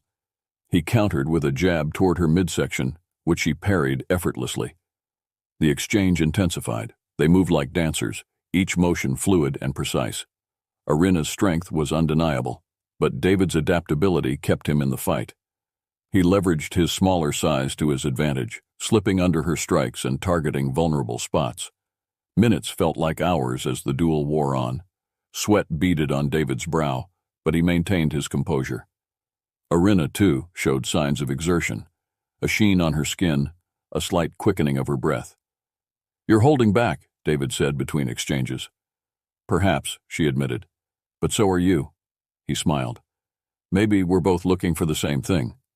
She paused, momentarily lowering her guard. "And what is that?" "Understanding." Arina regarded him thoughtfully. "You fight not just with your body, but with your mind. It's rare." Before she could continue, David seized the opportunity. He moved swiftly, closing the distance between them. He executed a sweep kick aimed at her legs. Caught off guard, Arina stumbled, losing her balance. She recovered quickly but found David's fist stopping inches from her face. A collective gasp rose from the crowd. The Valkyra warriors tensed, unsure of how to react. David withdrew his hand, stepping back to give her space. Yield? He asked softly. Irina's eyes widened, not in anger but in something resembling admiration. She let out a soft laugh. No one has ever brought me to a standstill, she confessed. First time for everything, he replied. She straightened, a newfound respect evident in her gaze. You are a remarkable warrior, David Kane. Your species may be more than we anticipated. Sora approached cautiously. General, this is highly irregular. We cannot— Irina silenced her with a glance. Enough, Sora. This duel has served its purpose. Turning back to David, she extended her hand, a universal gesture of respect. You have earned my acknowledgement. He accepted her hand, their grips firm. And you have mine. The tension in the air dissipated, replaced by a sense of mutual recognition. The crowd began to cheer, the sound growing louder as the realization of what had transpired sank in. Around the world, viewers celebrated the unexpected outcome, a human standing as an equal with an alien warrior. Irina released his hand and addressed both the Valkyra and the humans present. Today we have learned that strength is not solely measured by might, but also by spirit and resolve. We came here believing you were weak, but we see now that you possess qualities worthy of respect. Sora looked conflicted but ultimately deferred to her general's judgment. The other Valkyra murmured among themselves, some nodding in agreement. David took a step forward. Perhaps there's more we can learn from each other. Irina considered his words. Perhaps. There is much about your world that intrigues me. At that moment, a high-ranking military officer stepped forward from the human side. On behalf of Earth, we extend an invitation for diplomatic relations, he said cautiously. Irina glanced at David, then back at the officer. Diplomacy was not our initial intent, she admitted, but circumstances have changed. Sora interjected. General, our protocols will be revised, Irina stated firmly. Prepare a communique to High Command. Inform them that Earth is not to be engaged militarily. Sora bowed her head, accepting the order. As you command. The atmosphere shifted further, hope replacing fear. Irina turned to David once more. It seems our encounter has altered the course of events. He smiled. For the better, I hope. She returned the smile subtly. I believe so. As the Valkyra began to regroup, preparations were made for formal discussions. Temporary communication channels were established between the Valkyra ship and Earth's leaders. Scientists and diplomats eagerly awaited the chance to engage with the alien visitors. The sun began to set, casting a golden hue over the city. The day's events had changed everything. Humanity had not only made first contact with an advanced alien race, but had also earned their respect. Before returning to the Valoria, Irina spoke privately with David. You have shown me that even the smallest voice can echo loudly. He nodded. And you've shown me that even the mightiest warriors can seek understanding over conquest. She tilted her head thoughtfully. Perhaps there is hope for a future where our peoples stand together. One step at a time, he replied. She extended her hand once more. Until we meet again, David Kane. He shook her hand warmly. Safe travels, General Irina. With that, she joined her warriors as they ascended the ramp back into their ship. The Valoria began to rise, its engines humming softly. The crowd watched in silence, a mix of relief and wonder on their faces. As the ship vanished into the sky, David stood among his fellow humans, a quiet hero who had changed the fate of his world, not with weapons but with courage and respect. The departure of the Valoria left the city in an eerie silence, as if the entire world was collectively holding its breath. The massive ship had ascended beyond the atmosphere, vanishing from sight, but the memory of the Valkyra's presence lingered. On the streets of New York, people slowly emerged from their hiding places, unsure of what to do now that the impossible encounter had ended. David Kane stood in the middle of the street, still feeling the weight of everything that had just transpired. He had faced down one of the most powerful beings in the galaxy and lived to tell the tale. More than that, he had earned her respect. The memory of Irina's violet eyes meeting his just before they parted lingered in his mind. She was no ordinary enemy. In fact, she wasn't an enemy at all anymore. Around him, military personnel and law enforcement officers moved quickly to secure the area. Sirens wailed in the distance, and helicopters hovered above, keeping watch. David could see groups of government officials and scientists already descending on the scene, eager to piece together what had just happened. But David knew that this was only the beginning. An officer approached him, looking dazed but composed. "David Kane, sir. The President has requested an immediate briefing. You need to come with us." David nodded, though his mind was still spinning from the encounter. As he followed the officer to a waiting convoy, he caught one last glimpse of the sky, wondering if the Valkyra were still up there, watching. Hours later, David found himself standing in the Oval Office. The weight of the situation was beginning to sink in. The President of the United States, along with several top military officials and advisors, were seated around him, listening intently as David recounted every detail of his duel with General Arena. The air in the room was thick with tension. "So you're telling me that these Valkyra decided not to invade because you won some kind of fight?" one of the generals asked skeptically. "It wasn't about winning," David replied calmly. "It was about proving that Earth isn't as weak as they thought. Arena wasn't looking for a war. She was looking to test us, to see if we were worth her time." The President leaned forward, his hands clasped together on the desk. "And what do you believe? Do you think this General Arena can be trusted?" David paused, considering the question carefully. "Yes," he said finally. "I do. She may be a warrior, but she's not reckless. She respects strength, and she respects those who stand up for themselves. If we approach them with respect and show them that we're willing to cooperate, I think we can avoid any conflict." A murmur rippled through the room as the advisors exchanged glances. The idea of negotiating with an alien race was both thrilling and terrifying. Earth had never been in a situation like this before. The President nodded, absorbing the information. "And you think we should initiate formal diplomacy with these Valkyra?" "I think it's our best chance," David replied. "They didn't come here to destroy us. If we handle this right, we might have an opportunity to form an alliance, one that could change the future of our world." The President sat back in his chair, deep in thought. Finally, he looked up. "Very well, we'll proceed cautiously.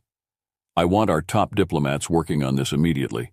David, you've done an incredible service for your country and for the world. We'll need you to remain closely involved in these discussions." David nodded, though he wasn't entirely sure what his role would be going forward. He had never imagined that one day he'd be negotiating peace with alien warriors. But the world had changed in a matter of hours. Nothing felt certain anymore. As the meeting adjourned, David walked out of the Oval Office, feeling a mixture of exhaustion and excitement. Outside the White House, the media frenzy was already in full swing. Reporters clamored for information, eager to hear every detail about the first confirmed encounter with extraterrestrial life. But David was too drained to pay them much attention. All he wanted was some quiet. Far above Earth, aboard the Valoria, General Arena stood before a holographic display, her eyes focused on the image of Earth below. She had returned to her command post, but her thoughts were still on the man she had faced earlier that day, David Kane. In all her years of conquest and battle, no one had ever made her question her assumptions the way he had. Sora approached from behind, her expression tense. "The High Command has received our report, General. They are perplexed by your decision to halt the invasion." Arena turned slowly, her face calm but firm. "Perplexed?" Sora nodded. "They do not understand why you would choose diplomacy over domination. Some members of the Council are concerned that Earth may not be worthy of our time." Arena's gaze hardened. "Then they are fools. Earth is more than it appears. I have seen something in its people, in their will to survive, their resilience. They are not like the other species we have encountered." Sora hesitated. "Do you truly believe they could be valuable allies?" Arena considered this for a moment. "Perhaps. They have strength that goes beyond physical power. If they can harness that strength, they may become a force worth aligning with. The Valkyra have ruled through conquest for centuries, but perhaps it is time we sought out partnerships instead of enemies. Sora's brow furrowed. The Council may resist such ideas. Let them, Arena said coolly. I will not ignore what I have learned here. Earth has potential, and I intend to see what that potential holds. There was a long silence between them before Sora finally spoke again. What of this human, David Kane? You seemed particularly interested in him. Arena's expression softened slightly, a hint of a smile tugging at her lips. He is different. He is a warrior in his own way, though not in the way we expected. He understands strength not as brute force, but as determination and adaptability. I believe he may be the key to understanding Earth. Sora looked skeptical, but did not argue. What will our next move be? We will return to Thaldor and report to the Council. Then we will open formal channels with Earth's leaders. This is no longer a conquest, Sora. This is the beginning of something new. Days later, back on Earth, David Kane found himself standing in front of an international delegation. Representatives from the United Nations, heads of state, and scientists from every corner of the globe had gathered to discuss the Valkyra.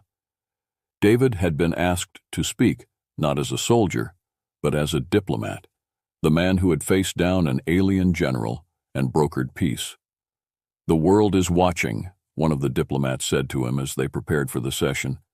You've become a symbol of hope for billions. David smiled, though the weight of those words was not lost on him. I didn't do this alone, he said quietly. We all have a part to play in what comes next.